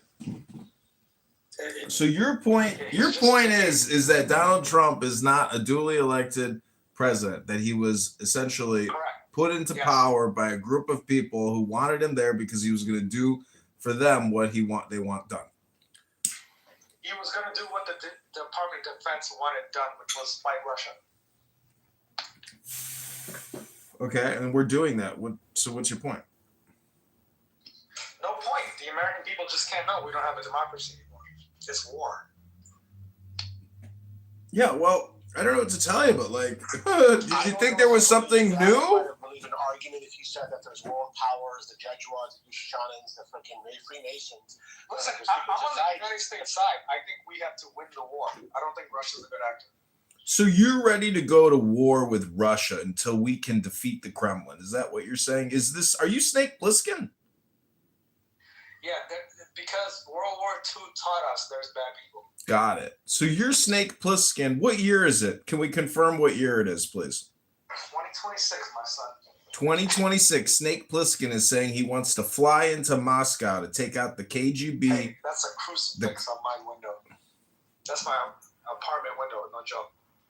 VZ, welcome to the stage. I'm just gonna say Snake Plissken was a badass though, dude. Yeah, but Trump is nothing but a liar. Do me a favor, call me a viper. I like that better. Can I explain to you that Trump is a liar and a piece of shit? Go ahead, state your opinions. What happened to no new wars? Why are we in a war right now? Because there's some punks out there. Some people got to get beat up. No, I don't believe they do. I believe that we should just stick to America and shit. Yeah. For now, we can't. They're bad. And let's go through some Donald Trump quotes. A small loan of $1 million. Oh, Japan God. knows about surprises. Small loan of $1 million. I think he got more than that, no? He's got a couple quotes. Wasn't it said that his dad ultimately gave him like $500 million in the estate? Yeah, absolutely, he did. And let's not forget, he's a draft dodger. He was supposed to go to war. He was on the bowling team, but he did roll a high 280, which is impressive. Guys, that's an agent. Do you understand what an agent is? An agent? How do you go from the an agent or an agent? Agent, he said. Agent or agent? Agent. He thinks because he was on NBC, he's a CIA asset, which, not the worst theory in the world. But No. Look, basically, this is my conspiracy. I believe the NSA and CIA discovered that and this is obvious, like, our election system is very compromised. How could it not be? It's like so many counties, right? So they took a precautionary measure. They said, well, I have run for office 2 times. I'm running a 3rd time, and I can tell you that it's not only is it compromised at the technological hardware level, it's compromised at the petition level in the very beginning of the election cycle, and lawyers and judges control who your politicians are. We, the people, don't actually get a fair shake and get to vote for our fellow citizens who run, because it's all controlled from the very beginning. So Megatron, if you're trying to fight against the United States, who finances military budgets that can destroy your empire, Russia, right? It's really cheap to start hiring politicians in the United States to vote against it. Your Ilion, Trump is a liar. You see, it's deceptive. Like, they seem like they're here to help us. What about the gas? There's nothing new under the sun. So you're just actually telling us the truth, which is, just not a lot of people know that there's nothing new under the sun, and everything that is has already been. We have to know because we're Americans. Like, no, you don't have to know. The slaves can't know. That's what makes them a slave. They are intellectually incapable of knowing that they're slaves because it's just too hard to comprehend. To protect the country, it's just we have to be united. That's the bottom line. Like, invite Fatima. Fatima, get that Fatima up here. Kitty, also, if you want to say something. Listen, I think everybody is a little bent out of shape, and they don't realize that there's going to be a resolution, but it's not going to be the resolution you want. It's going to be a resolution, and you're not going to be happy with it. And the truth is, Iran will still be Iran after this conflict has resolved, just in the same way that Afghanistan is still Afghanistan. You know why? Because a war doesn't change a culture. It doesn't matter how many people America assassinates. The culture in Iran is not going to change. It's just not. You can't change it. They're fully programmed, completely brainwashed. You can't deculture and reculture them. Hello? So you're saying some things will never change? So here's the thing. In 1950 or 1970, the United States put in the Shah, and then the USSR put in the Ayatollah. This is it. It's simple as that. They want to control at some point. We did what we did. Let's not get it twisted. But it's just, I can't they got to go out to the fully streets. figure out I'm not saying literally what go out is to the streets. wrong with Not these go out to men. the streets in like giant fucking crowds. They're gonna have to do that. Yeah, I can't figure out what's wrong with them. But they're not. That's already the problem. What did they Trump is a liar. That is number one. He ruined the economy. He ruined our relations with Japan after what he said. And what are you guys gonna do? And they're like, well, we're just waiting for the he's a draft dodger. Let's not forget about that. He's a felon. And I'm like, okay, I mean, we just keep going on and on. And they're like, none of that is true. I'm not trying to be contrarian, man. I'm trying to tell you that, like, guns and millions of rounds of ammunition. We don't have elections anymore, kiddo. Like, so it's all forced. Everything's just planned, and everything's just because the situation is it's easy to hack our polls. Oh, okay. So just everything's rigged, and we're fucked, right? You don't think it's easy for me to hack Nebraska, some weird ass county? They want us to grab our fucking. Okay, but I get what you're saying. You're saying it's rigged, right? No, I'm not saying it's rigged. I'm saying a foreign entity, like, yo, if I know some stupid school is having an election, I can get my people in there. You get what I'm saying, man? Yeah. There's just no way. Like, it's too big. We're not that dope, yo. Like, Russians are here. No, I don't have a job. Like that Charlie Kirk, I know you guys know that shit don't work bro. No, I'm sure. That's false flag all over the place. It's a weird time. Yes, exactly. You're the wrong guy to be advocating for. What were you saying, Rafi? And what's up with the replays? You guys CIA or what? He's drunk. Is this a psyop room? Nah, it ain't no psyop. What are they gonna do with us? We're stupid. Well, I have the replays on because I am the R word. I was recently told that I was the R word by a supposed friend of mine during St. Patty's Day. Well, I agree actually now. I'm going with it. I am the R word and I'm embracing it because it resolves a lot of conflict just by openly saying, hey, I'm the R word. That shit. It resolved a lot of shit for me too. Can we just get past it? Can you not get angry with me because I am the R word? Maybe get angry. Your name is Megatron, son. I didn't even assume anything different. I think you should get angry. Well, I just read a really interesting article. This is what it says. Well, I am an R word, so I do read sometimes to try to decrease my R word magnitude. What's interesting is it's, you want to hear it? It's by a CIA agent. Not many people. See, I knew it was CIA. You want to hear it or not? Some of it. Yeah, you have to do your delivery with confidence. Don't ask. Ooh. Do I ask? I just talk. Trump is a liar, and that's what I truly believe. I don't want. Yeah, man. Look, it's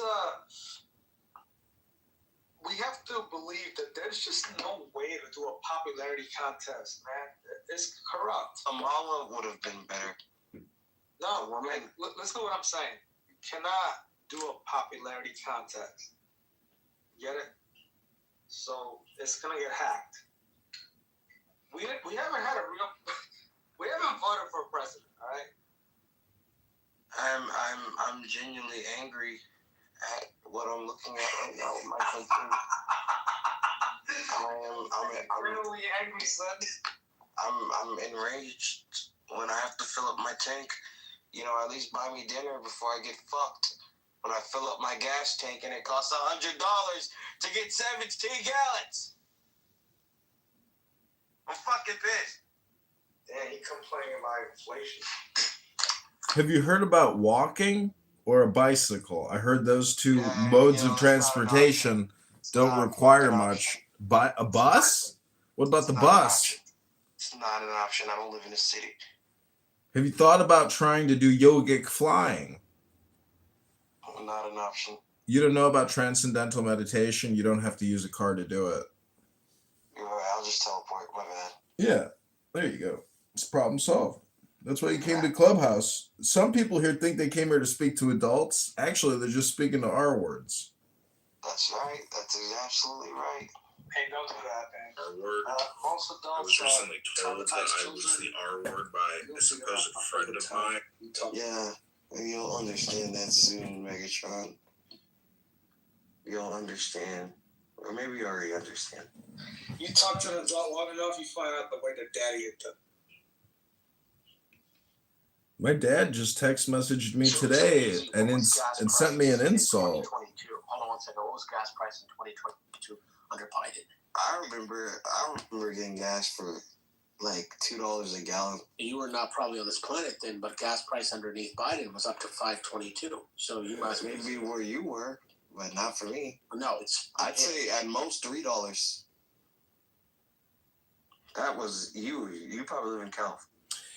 Yeah, but VZ, you got to look at this in terms of the fact that you're already getting a deal. It's all about the average. It's not about what you're paying now. Look at it from a renter's perspective. If you're paying $1,200, I want a house. Well, why did I work so hard? Why did I serve this country for? Yeah, hold on. VZ, you a veteran? I'm still in. Hello?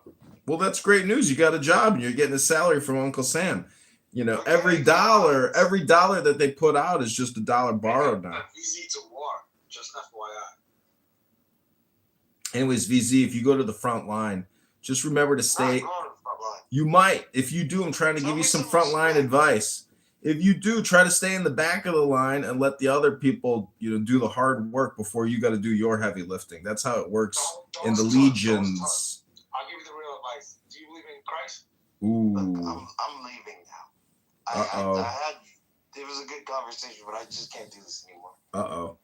I'm upset. We broke him. We broke you, VZ. I didn't mean to break you. How are you going to survive in the military with this type of attitude? That's a quitter's attitude. My day is ruined. I'm just going to go fuck myself. That's what I'm going to do. It's on replay, so you can come back and listen to yourself self-defeating anytime. I will. Check your profile. It'll appear at the top of your profile. Just click it. Fast forward to this part of the recording, and you can say, fuck me. That was me. Fuck. I'm a loser. Everybody in the replay, I'm a loser. Trump is a liar. I'm a loser, baby. I'm a loser. Sing it, VC. Sing it. So I get the door. Do people really? I'm a loser, baby. So why don't you kill me? Shut up. Listen up. Okay, buckshot. Motherfuckers, yo, you drunk and high. Listen. People listen to the replays, man. That's not good, man. I crash out. Yeah, I mean, you got this dude. He fucking puts the replays on because he's a fucking CIA agent, and he wants fucking everybody to hear him speak. So, yeah, man. I mean, I don't really give a fuck.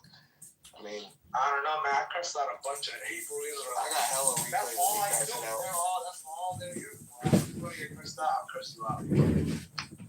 Soy un pietador. We're loser, baby. Yeah, alright. That's all I got. You sound like some fucking crackhead on Kuna Matata. Oh, this is me on my PTR. Kuna Matata. No, I drink. That's what he sound like. I drink Steel Reserve. No, look at me. Look at my PTR. Look at my profile picture. This is me. Hello? This is me in my profile picture. No, that's not good, yo. That's like 2 bottles of something. Yeah, that's me. You alcoholic? Yeah. Nah, dead ass. No, yeah, that is. Yeah, me too, kiddo. Yeah. Congratulations, guys. No. It's called personal responsibility. You still doing dailies? Hello? Absolutely. Nah, you ever quit? We try to run a family show here, guys. Keep it clean. Alcohol, drugs. What else is bad? Fucking. Yeah, so that's great news. Marijuana. Fuck, shit, ass. I don't think you're in the service right now if you're smoking weed. Fuck, motherfucker. Shit face. Ass. Fuck. Yeah, you saw how you came out. Fucker. I got everything. Hello? That messes you up. Motherfucker. All right, we've got some other speakers on the stage. I don't have time for the profanity. Fatima, is there something you'd like to say? Nigga. Fatima, hello? Yes, hello, what's up, Joe? No. Yo, what? Easy. He can come back, but he's got to go sit at the little kids' table for 10-minute timeout to think about the profanity he's been using. Megatron, don't be so gay. I'm not being gay. You're projecting your homosexuality onto me. Dr. Fatima, how are you? What up, man? I shut the fuck up, A. Bro, shut your fucking damn mouth for 1 fucking minute, bro. Thank you. Why? I got the Holy Spirit. Oh, look at Fatima. Hi, Fatima. Fatima, you cute, son? I used to be Muslim, yo. I am not. Fatima, she's hot. She's hot. I'm Yo, not. I'm that cute too, so I'm nearing 40, but I don't know how I stay young. Damn, you're unk. I know, bro. Gorgeous. Fatima, It's over, bro. I'm not gonna lie, some of you guys are too old to be on Clubhouse. Huh? Who said that? All right, we got Goo in the room. Welcome to the room, Goo. Can you answer the question? Megatron sound like, yo, Megatron, yo. Megatron, I ain't gonna lie, dude. You're like 50 years old, dude. You're old. Hello? Yo, Fatima, shut up real quick. She's trying to find a nice picture for me. I mean, Fatima, she's a beautiful woman. She's just really skinny. Yeah, but you've never been with a petite spinner? It's like heaven on earth. I mean, that's what you're into. Go ahead. Actually, I've never been to a gay clubhouse room. Wait, what? What the fuck? You never been in LGBTQ clubhouse? You didn't know that this was an LGBTQ? This is log cabin Republicans for Donald Trump. They're always on my case, man. This is the log cabin Republicans room for Donald Trump. Stephen Bader is going to come here pretty soon, and we got Marshall Rankin coming in. We're going to bring in all the heavy hitter LGBTQ Republicans for you. Why is he removed? Hello? Oh my God, you threw him out, John. No, he didn't. He left. All right, I believe you. I believe you. Don't believe me. Just trust your gut instinct, your intuition. You could grab your thumb. All right, I'm gonna give you guys a special little segment in this room, and this is another room. I'm gonna do a cross stream on an anonymous. In the homes of the 1.5 million people that they just forced out of their homes and destroyed. Are they planning to what? Are they going to replace the homes or pay for new shelters? That's going to be the problem with Syrian government for allowing a terrorist organization on their land and not controlling them. That's already a Syrian problem. Oh, okay. Not Israel's problem. So you're blaming. So they allow the radicals onto their country. Yes. Okay, so you're blaming innocent, peaceful people who admitted to I'm blaming the government and the innocent people elected to represent their countrymen that allowed the terrorists to take over their country by not fighting back for it. They have no responsibility. If you find that there's terrorists, they have no responsibility to get terrorists. If you want to go in and get a terrorist, go in and get the terrorist. We did. And they have no problem. No, and you didn't only get the terrorists, you also got a whole bunch of innocent people. And so I'm asking. Because they were hiding behind. Correct. Okay. So now, understandably, so are you going to return it? The government. So why doesn't why doesn't the government do anything? Why doesn't the government do anything? They didn't do it. They said you could come in and do it. Today I have a terrorist in my neighborhood. It doesn't matter. They have no responsibility to protect your country. They have no responsibility. Lebanon government has no responsibility. No. Okay, so then we have no responsibility to care for their countrymen or anything that they have. No. You do. You have a responsibility to human beings. You have a responsibility to peaceful human beings. Nobody owes you shit. Oh, I can't. Nobody owes you shit. No, but what you're going to do is you're going to go and you're going to harm peaceful individuals because you're too pussy to go in and to actually get the terrorists. You don't want to do boots on the ground, right? You want to be pussy and you want to destroy and you want to destroy. Oh, because you destroy innocent, peaceful people's homes. Yes. Okay. Yeah. Because innocent people. Thank God that your home isn't destroyed. Because I'll tell you what, I don't have much in this life, but one thing I do have is a home. If somebody came in and destroyed my home, guess what? I'm Hezbollah. Call me fucking Hezbollah because I have just joined Hezbollah. I just joined Hezbollah. If you destroy, I'm a peaceful person. I've never harmed another peaceful person in my life. That's what you say. You say to justify the atrocities that you support. Oh yeah, okay. Her mic's breaking up. Are you there, Dima? I'm just asking if you're going to do the right thing. Dima, are if you your there? government is going to replace the homes, the homes Bima, your mic's coming in your real low. government destroyed. Bima, your mic's messing I'm guessing no. Rich, if you have a terrorist hiding in your neighborhood, There's no responsibility. Nobody has any responsibility. If somebody, no, you have a responsibility to stop the people. You have a responsibility. You have the responsibility. You have only you have a Rafi, you're responsibility. coming in really low for real. Rafi, do I have Rafi, you carpet bomb the whole neighborhood if there's a terrorist. Rafi, do I have a responsibility? Rafi, do I have a responsibility to defend you? Rafi, do you have a responsibility to defend me? Yes. Do you have it, Rafi? Do you have a responsibility to protect me? Yes. Rafi, do you have a responsibility to protect me? The answer is no. The answer is no. But no, the answer is no. Oh, Rafi has a responsibility to protect me? Yes. Question. Okay. No, yeah, I would fuck you and send her to the dogs right away. Dima. No, of course you would. Of course you would, because you're an atrocious human being, and you justify harming and displacing. Bima, can we ask for clarification? Bima, shut the fuck up. Seriously, I'll share your fucking photo. Shut the fuck up. Yeah, okay. Bima, I have a question. I have a genuine question. I lost my mind, but you're going to destroy I know. Do we have to protect you or other people like real humans? Responsibility to protect yourself. Do we have to protect you or other humans like real people? You have responsibility Because for you, we're not protected. If somebody comes in or somebody or KK, somebody's going to harm you, I don't have a responsibility to come in and protect you. Now, surprise, neither does police. United States Police has no responsibility. Yes, according to enforce the law, and so what that, yes, but the Supreme Court, the Supreme Courts have proven that they have zero responsibility. They feel that their life is in danger. They have zero responsibility. They can use their discretion and they don't have any responsibility to go in and defend you. They do not have to put their life on the line if they don't want to. Their job is to enforce the law. So when they feel that it's important, or when they feel that it's safe enough for them, okay, to go in and to enforce the law, then they could do that. Okay. She's got her microphone turned or her headphones turned off. Do you understand that? She's doing the mic thing. No, I don't. I hear it. No, you're turning your phone down. You're doing the mic thing. Oh, okay. That's how I know what you're saying. Yes, that's exactly what you're doing. Because now you're putting the headphone back to your ear. No, okay, yeah, sure. Yes, that's exactly what you're diarrhea. Yeah, I heard all your numbers. Bima, if we have to protect you, we're not protecting you. I'm not talking to you. I'm not talking to you, Rich. No, that's not the point. The point is that nobody has the responsibility to protect anybody, and that's just the truth. Not even police. According to the Supreme Court, they have no responsibility to protect you. Okay? Can you imagine marrying this woman? You can reference Supreme Court law. Oh, imagine being married to this lady. When there was. Who was it? It was this is why she has a side they broke into somebody's home, and these women were calling the police, calling 911.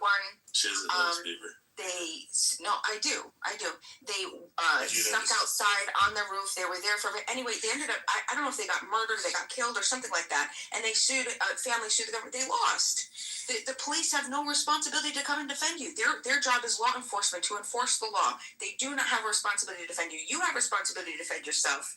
Okay, so if Hezbollah, if somebody's coming that's harming your country, that's your responsibility. Your responsibility, okay, or obligation. Thank you, Rich. It's your obligation. Yeah, because it's a job. It's an obligation. And stop the people who are initiating aggression upon you.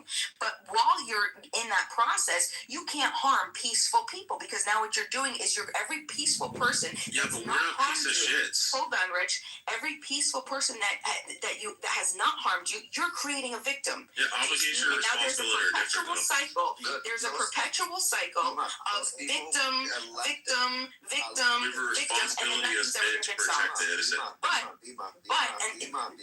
there's nothing that you're going to say, Rafi, unless you're going to tell me that your government has a plan to replace the homes of the innocent people that you have displaced, of the innocent people. They've already said they're going to rebuild it. So you have no. Well, then guess what? BB's already said that.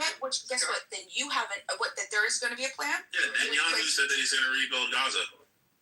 No, I'm not talking about rebuilding Gaza. I'm talking about now southern Lebanon, that one of course they're going to rebuild southern from the blue line all the way to the If they're going to rebuild southern Lebanon, it's going to be for Israel. Well, no, they just exactly. They just annexed it. Okay, just stole it like they stole everything. We annexed the terrorist fucking part of Empire Lebanon. expansion. I'm not surprised. but that's fine. I understand that they want to secure themselves. I understand that they want to secure themselves. Okay, but this is the issue. If you're going to do that, you have to at least replace and repair the homes and the harms that you've caused innocent, peaceful people. I want to know your welfare check. So that's what I want. Honey, I listen. I've done enough.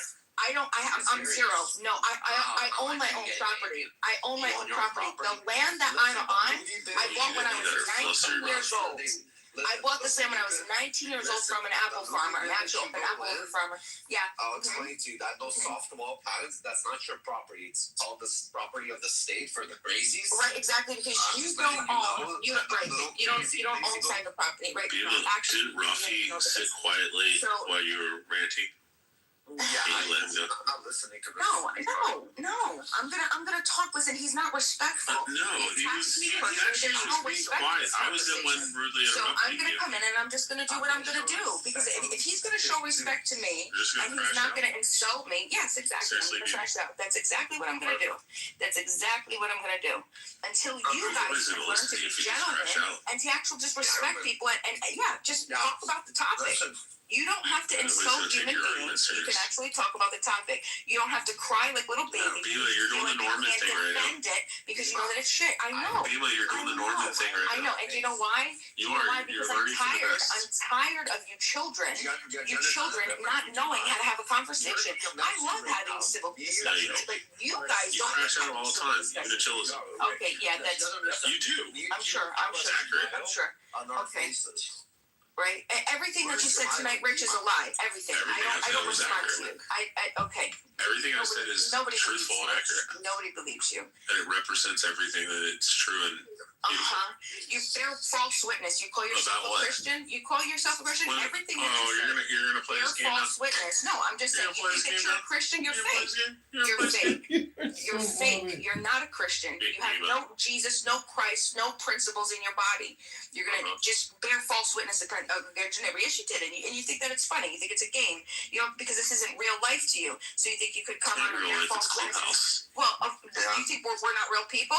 You don't think that we're real people with real lives? This is all a construct of my subconscious mind. This is the delusion mind. you tell yourself in your mind to justify the things that you do. You're just my neurotic, crazy part of my brain, subconscious mind. Okay, you're not real. You're not real. All right, well, if you're not real, I guess Rich isn't real.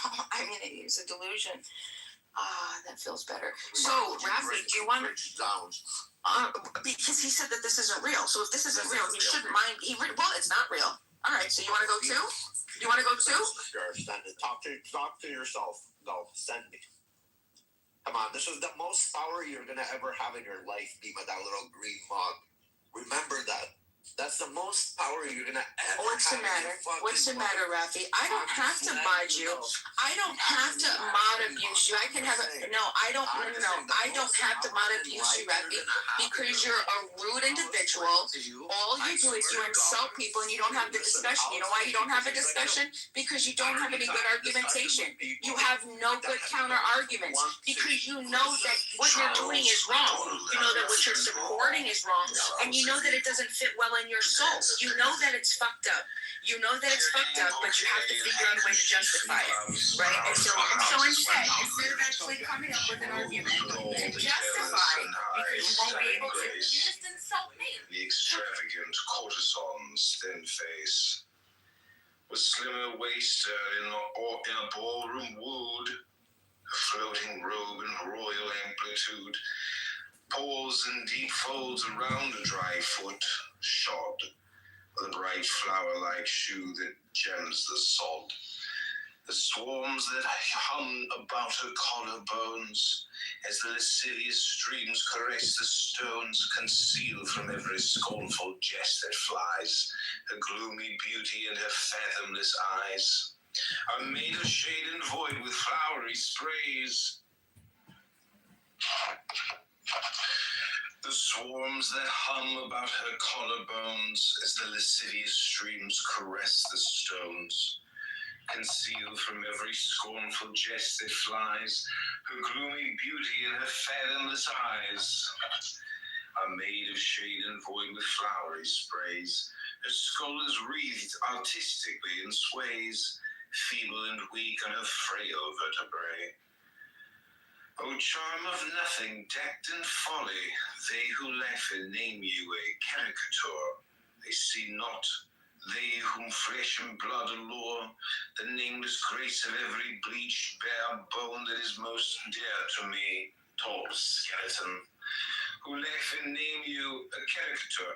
Come you to trouble with your potent snare, the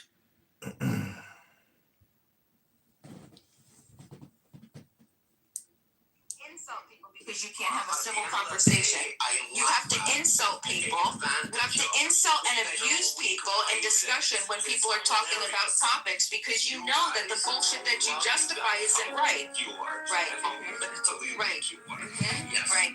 Right. Because you can't justify. So is Israel gonna pay and Why would Israel have to pay? Oh, why? Well, I mean, if I came in and started destroying houses in Israel, would you think that I would be responsible for repairing those damages of innocent human beings? Would I? If I came in and started,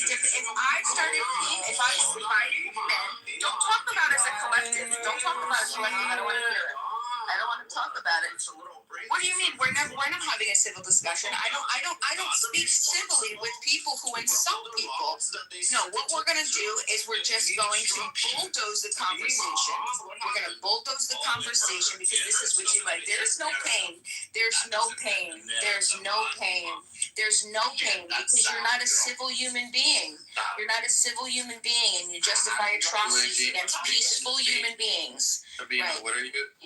Can I ask, what are you saying? Is Israel going to pay for what now? Is Israel going to pay for all of the homes that they've displaced 1.5 million people in southern Lebanon? Do they plan on repairing, building, or giving any type of shelter to the 1.5 million who are not Hezbollah? I think the only country that I'm aware of, and you could correct me if I'm wrong, that has ever paid for the enemy's housing or rebuilding the enemy's whatever when they are in the middle or after a war is the United States.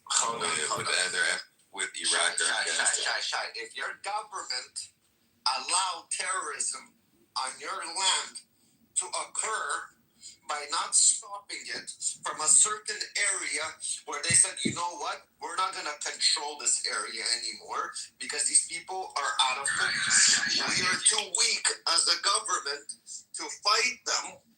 So they basically, the Lebanese government surrendered that area because they didn't want nothing to do with it. They didn't want to go against the terrorist organization. Bro, can we get a beat on this guy? This guy's rambling.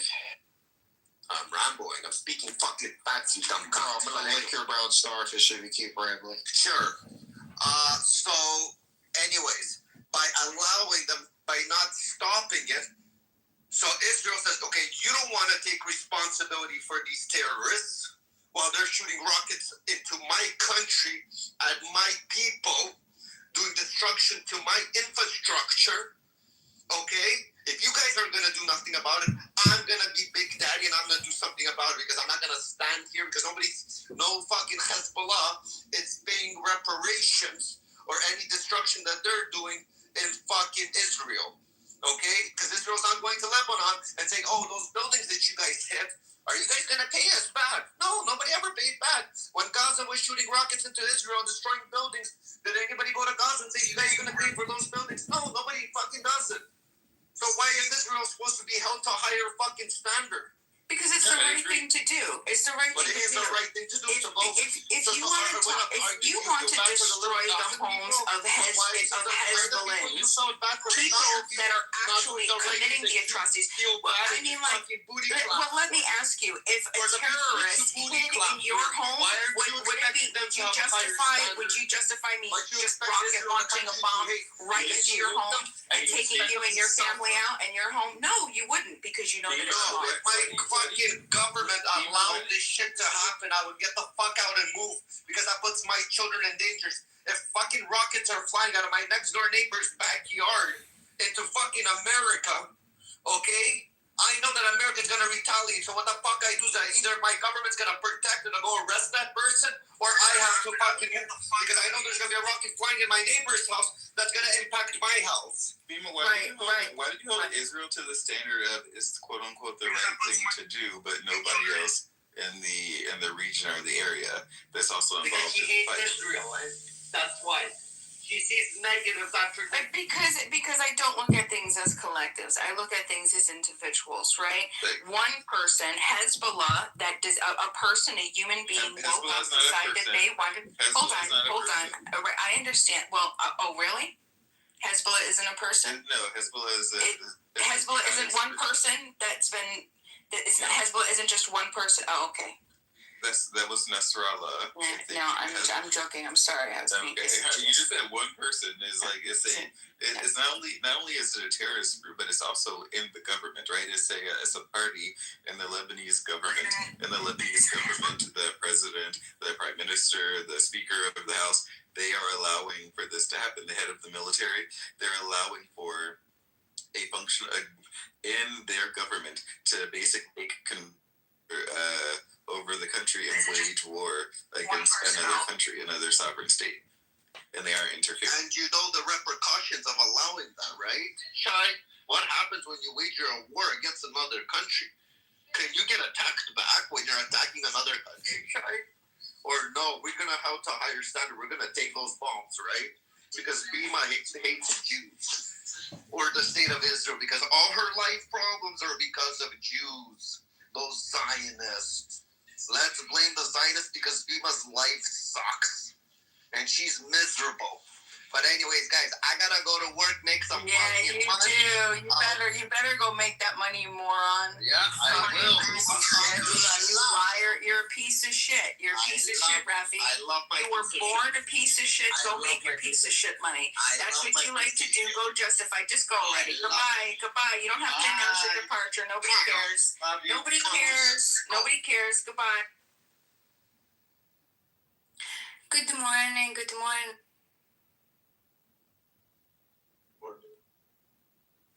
So Sam, you're saying that if what you're saying is true, why did the Lebanese government announce that they don't support Hezbollah, that they took out any type of, they even took out, what was it? They even had the Iranian embassy leave Lebanon. I mean, like, I don't know what you're saying, that Hezbollah is part of the government. Yeah, they're part of the how do you call this, the party in the government. And as far as I understand it, that was recently that they, in the past couple of days, there's actually a Lebanese Christian Israeli journalist who I guess moved to Israel like some 20 or 30 years ago seeking asylum. From Lebanon, and he wrote something on Twitter about it, about how the Lebanese government is making a claim that Hezbollah has been weakened because of the weakening of the IRGC, and or they have now the ability to kick out the Iranian embassy there. Their leadership that was there and their offices, and also weaken Hezbollah or effectively try to oust them.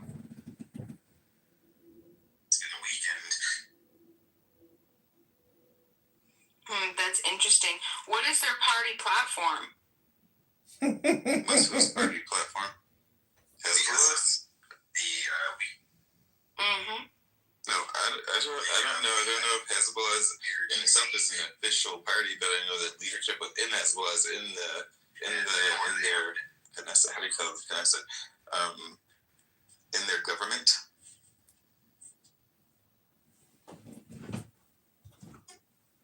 I think the government, they don't want Hezbollah to be part of it anymore. Yeah, I agree. I think they don't want them to be part of it anymore.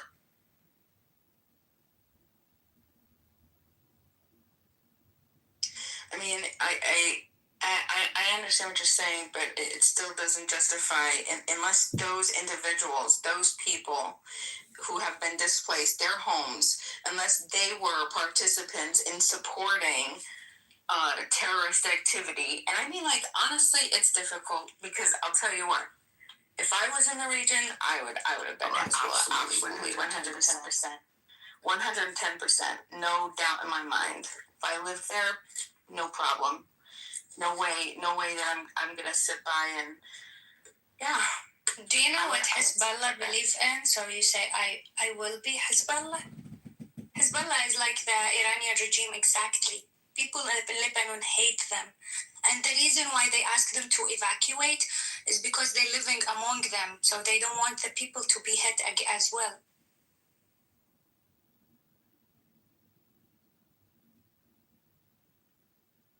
Hezbollah is a terrorist group. Yeah, she agrees. She said that she agrees with them to some extent.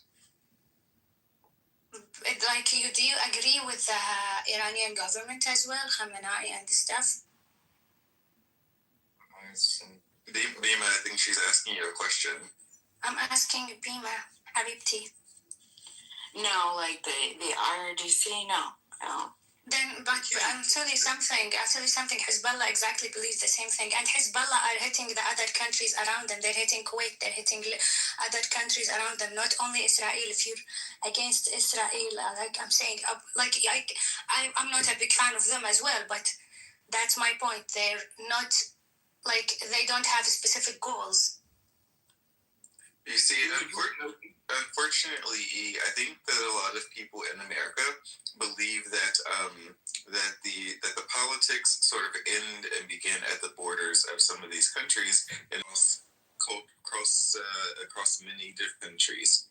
Right? A lot of these people, the Hezbollah, I don't even know if they believe in states. In nation states, if they believe like in borders. Hezbollah hate America, of course they hate America. Like they think America is the enemy. It's exactly the same mentality as the Khamenei, and they are hitting other countries around them. And even the Lebanese government are done with them. Like the Lebanese government is good, but they are peace and militias. I don't think they're hitting everybody. They love the Arab neighbors. They only hit American bases. I would say I agree with you. Saudi Arabia allowing the US to have a base in there.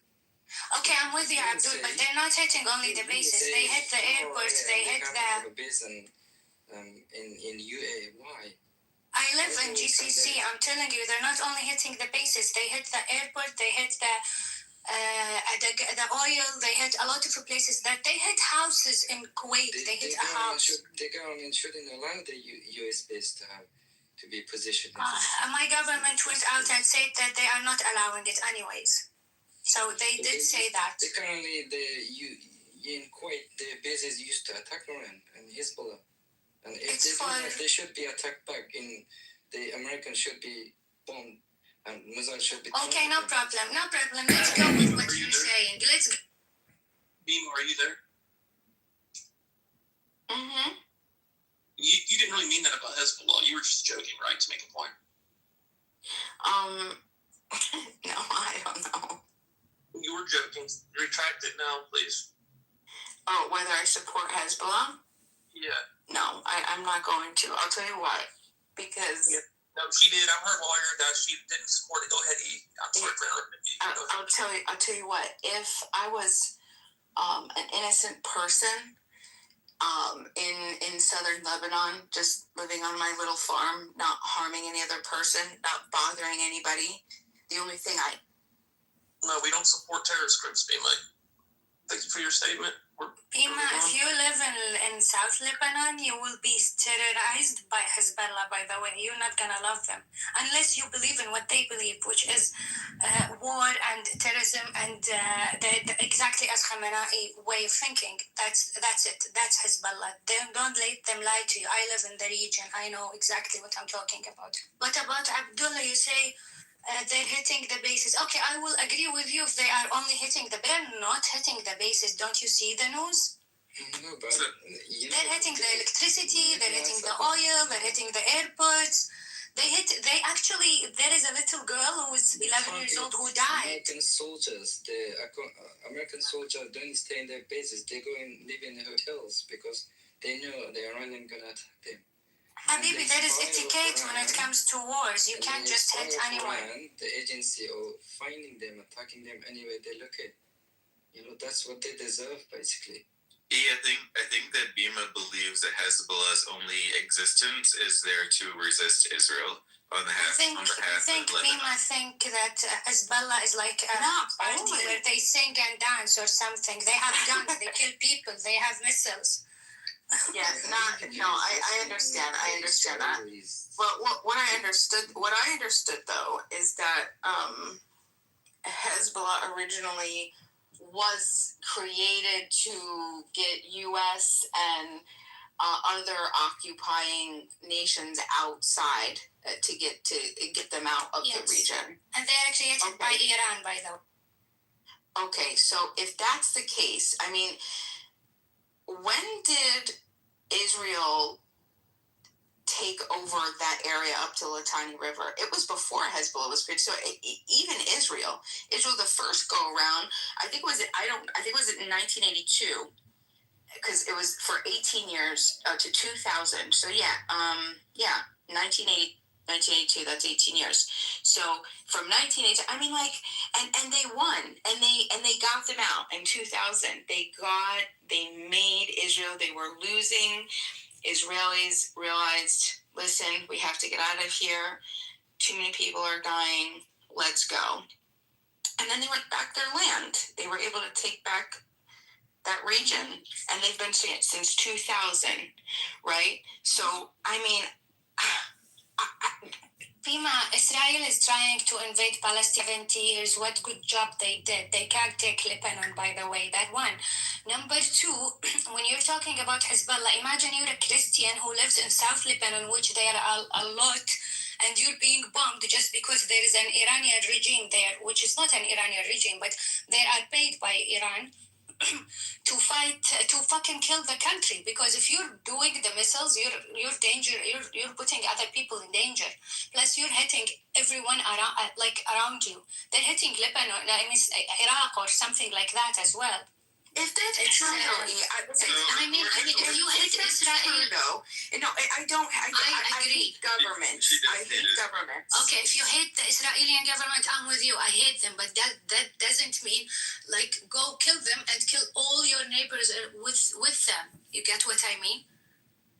So according to what I'm reading here, because I was actually curious, I've been looking it up for the past few days, but according to this, Israel quote-unquote occupied southern Lebanon because of the PLO, right? They were using the PLO was using that part of southern Lebanon as a staging ground, and then Hezbollah was developed to join them, and they've been fighting each other at that point basically ever since. And Israel tried to help to build the Maronite Christian militias, but apparently they didn't work out because of the Lebanese Civil War.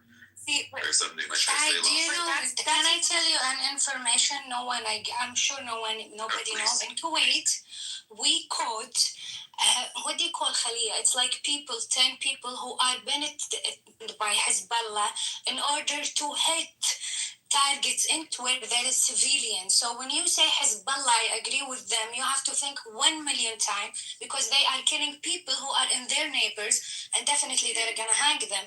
But that's the point. They 25 people.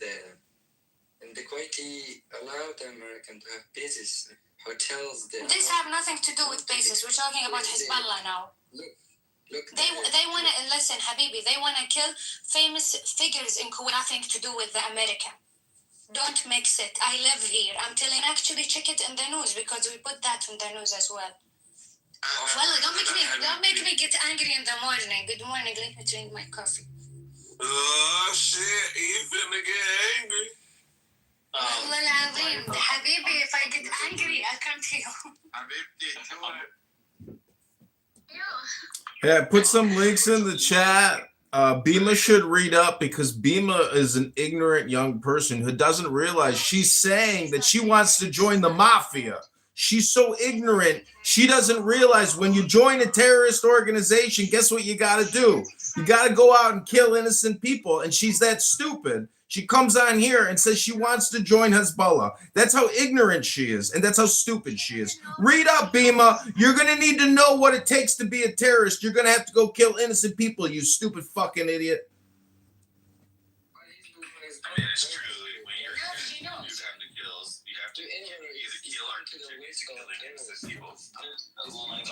ask a question if you don't mind. Like, who's the most profitable right now out of this war? Have anybody already questioned this? China. No, the elites. Like, if you're actually going to be there's always going to be fucking elites. Why don't you go blow yourself up if you get tired of the elites? God damn it. There's always going to be somebody who's an elite person. There's no way on earth that you're actually getting rid of the elites because they are the shareholders of literally almost 70% of everything in the world. So they are actually controlling almost half of the planet if you're actually going through all of that. The elites control 100% of the planet because every society, all throughout all time, has been controlled by an elite person. Okay, going through that, do you know already who's the owner of BlackRock, right? Did you say black cock? Oh, there we go. Everything does go back to this. Did you know OnlyFans creator died? Did you know the OnlyFans creator died? Do you know what killed him? Do you know what killed the guy? It was a turbo cancer from the vaccine. You gotta whisper it down. Don't you fuck with me. Wow. They say 3 million Americans died as a result of taking the Zav. Link is in the chat. I took the vaccine. When am I going to die? That all the elites is actually controlling almost all of the world and you just don't see it. That's really sad. I do have a question though. So Hezbollah, okay, if Hezbollah is southern Hezbollah in southern Lebanon, okay, if they're as crazy and bad as is being communicated, why were so many Christians living there peacefully? They are Lebanese. This is their land. They have to live there. It's their land. It's their right to live there. Nobody can get them out of there. It doesn't matter what's your religion. Your loyalty is for the land at the end of the day. And Hezbollah can't get them out. They are Lebanese. It's not up to them. And plus, Christian mostly they live in peace anyways. Even Sunni there, they live in peace. The issue is with Hezbollah, which is a part of Iran regime. You have to understand they are Shia, but not any Shia. They are the Shia, the extreme Shia from Iran. Actually, also, what is not actually said out loud in many ways, Abdul, I would like to address Bima. What is also not said out loud is that that the Hezbollah have been doing dawah on people, and they've been converting a lot of the Christians to Islam, and actually a lot of Christians have left Lebanon. If you look at the percentages of Muslims versus Christians in Lebanon from 1948 until now, you see the Muslim population is growing. Only because Muslims have more kids, that's it. Not because they are converted. Not only because of this. Doesn't the Muslim population, aren't they constantly growing all around the world? Yes, a lot of it is because of births, like East said, but also through conversions, and also because Christians are moving. Christians are moving because of the terrorism. Yeah, the terrorism that Bima wants to join. Never forget that on this day, March 27, 2026, Bima declared her allegiance to Hezbollah. She's a traitor and a terrorist. Stop. Just stop. You're such a loser. What are you doing? You're bald. You're sitting in your fucking chair on TikTok with your fat butt. Your phones, lying on people. It's been a long winter. I'm gonna get the summer bod shape started soon. Take it easy on the stomach now. I'm so surprised. I do yoga. Of any type of fucking things to say about other women's bodies when you sit there with your fucking nasty gut, dude. Do you know you were on stream the other day and you wiped your nose and then you wiped it on your shirt and it was on your shirt, dude. It was the black shirt. Go back and look. Yeah, the shirt. You got me there. I'm not gonna lie. It was a long 3 days. These rooms were hot. I was working overtime over here filming it all. Give me a break. I'm working here filming 24 hours a day. I couldn't take a break. I just took a nice hot shower. I'm all clean again. Look at the new live. I know. That shirt was dirty. It had more than boogers on it. It had more than boogers on it. Did you see the white stains? He picked it with his left finger. Where? He picked it with his left finger, and then he put it and he just wiped it right on your lip. Yeah, I want to hear that. And then it big, white, juicy.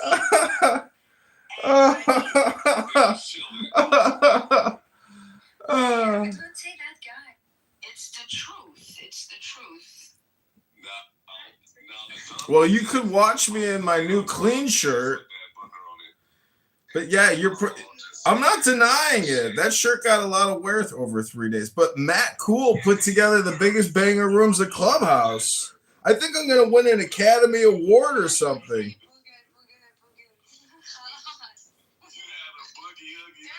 There's a lady on stage. Oh, two. There's two ladies on stage. No more booger talk. And for the record, John Kitover, I hope you're streaming. No, I don't pledge my allegiance to Hezbollah. However, I will say that I would create my own resistance, and I would just and I would do. Because I'm not going to harm other innocent people, but I will defend innocent people and their homes, the 1.5 million people in southern Lebanon who have been displaced, peaceful human beings. Over 100 children have been murdered. Up to 1,000 people have been slaughtered. Okay, their homes destroyed. The only things that they have in their older life, they have their homes, their farms completely taken and stolen from them. Completely gone. Okay? Gone. And yes, that would be war for me, and I would stand with the southern Lebanese people, the innocent, peaceful people that are not a part of any type of harming of other innocent people. Got it. And I would even inside Lebanon, only Kurds is having Hezbollah there, where Hezbollah is making their life dangerous. Because if you're hitting missiles, you need to know that you're going to be hit back. Exactly. So this is the thing. This is a question because I heard. This is what I heard. I heard Ben Gurion. Oh, well, I didn't hear him. I didn't actually hear him.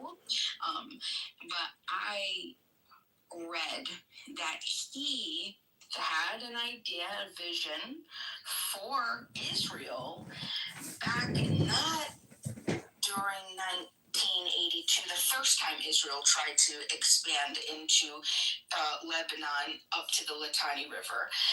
But years before that, not in the 70s, not in the 60s, not in the 50s. You might say by the 40s, maybe 1940, maybe the armistice signed. No, before that, and not in the 30s, not in the 1918. Ben-Gurion had the vision.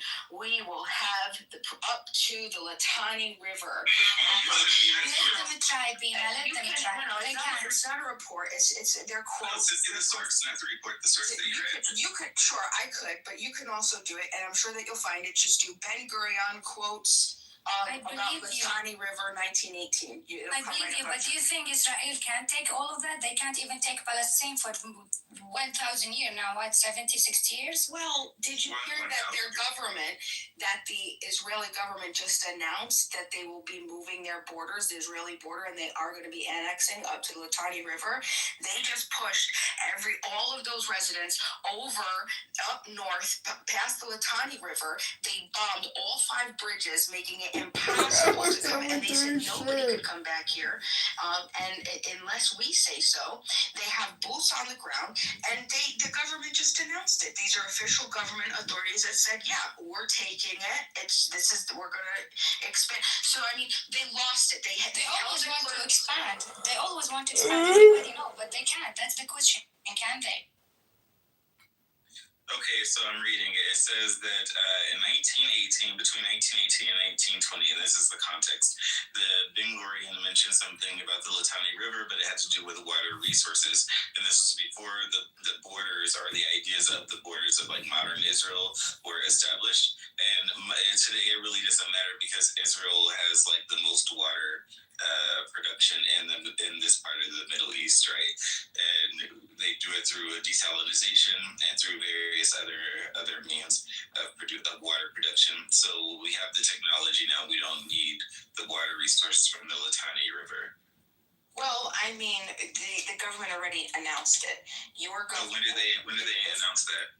They announced it on the 24th. They said that. Can you send me that link? Because I didn't read that. You could just Google it. Please send it to me so I can, because I want to see what source you're reading it from. It was from Reuters. Oh, okay. So will you please, if you don't mind, do me a favor and put a link in the chat? You want me to go find it for you? But you're going to have to do the same thing. Why do you want me to do the work for you? I can't do the source. This isn't the let me Google that for you show. I'll do it for you because you asked nicely.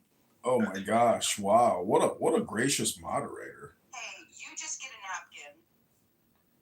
Well, I want to say that about your nose. And keeping the borders clean. Well, anyways, Matt Beaver, you guys have put on some very intense rooms over the past 4 days, and it's hard to pull away as somebody, who's been enjoying it and recording it all and the chaos. And I'm just wondering, what's the magic? How do you get, how are you doing all of this? What's the magic recipe? They use tissues.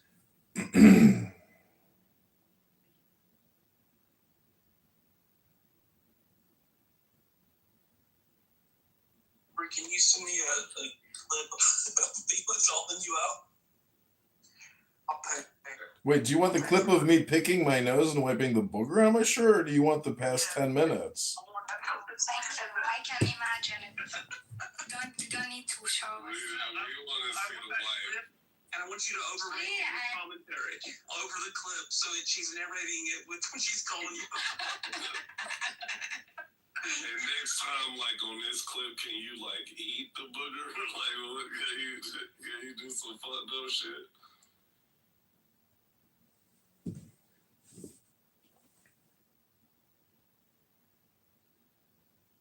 See, what I actually do not like is that we spend all of our time as Americans debating and arguing international affairs, and Bima is willing to die on a hill and become a Hezbollah agent terrorist to give somebody back their farm that they lost in a military operation.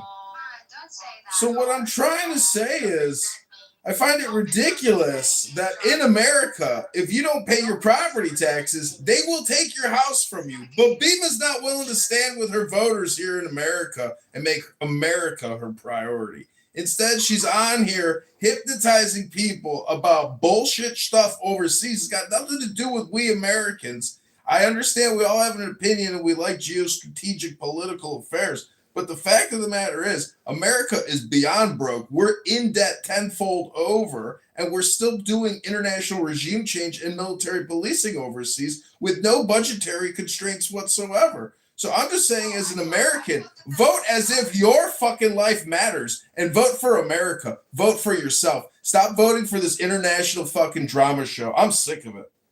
So, John, you got to make up your mind. Sorry, Sam, 1 second, John.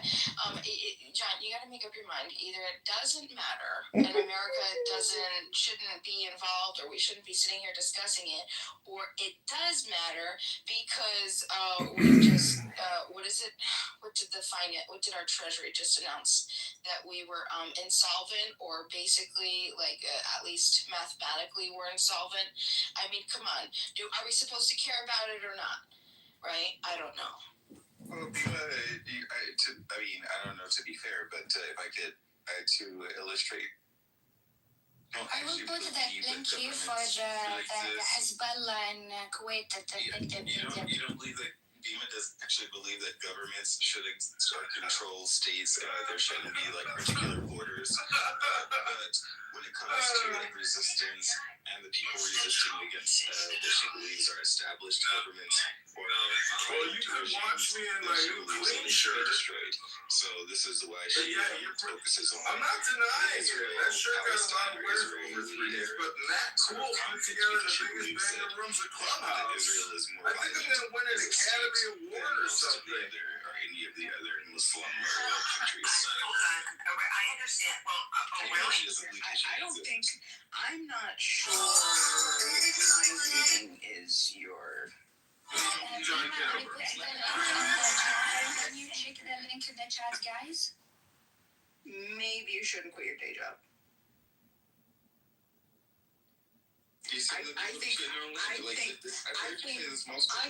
I'm not occupied by a government that's a Muslim government. I'm occupied by I believe the Israelis. That's what I believe. I see Israelis capturing our legislators, bringing them over in junkets en masse to campaign to them to pass legislation and lobby our own legislators. Okay, 50 states and one Israel. It happened first time in history.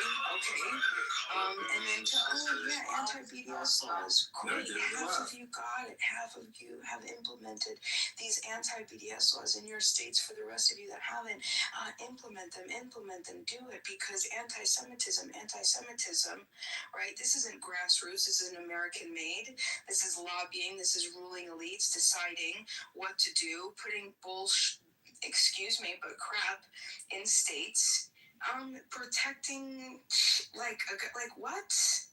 Like freedom of association. Like, what are you talking about? You're going to affect the people in another country and the type of contracts that we have and what we can and can't say, because we already have anti-discrimination laws. If you're worried about discrimination, use our anti-discrimination laws to protect you. Right? John Kitover. Where are you going? You think that your country deserves a special protection in your country? I'm sorry.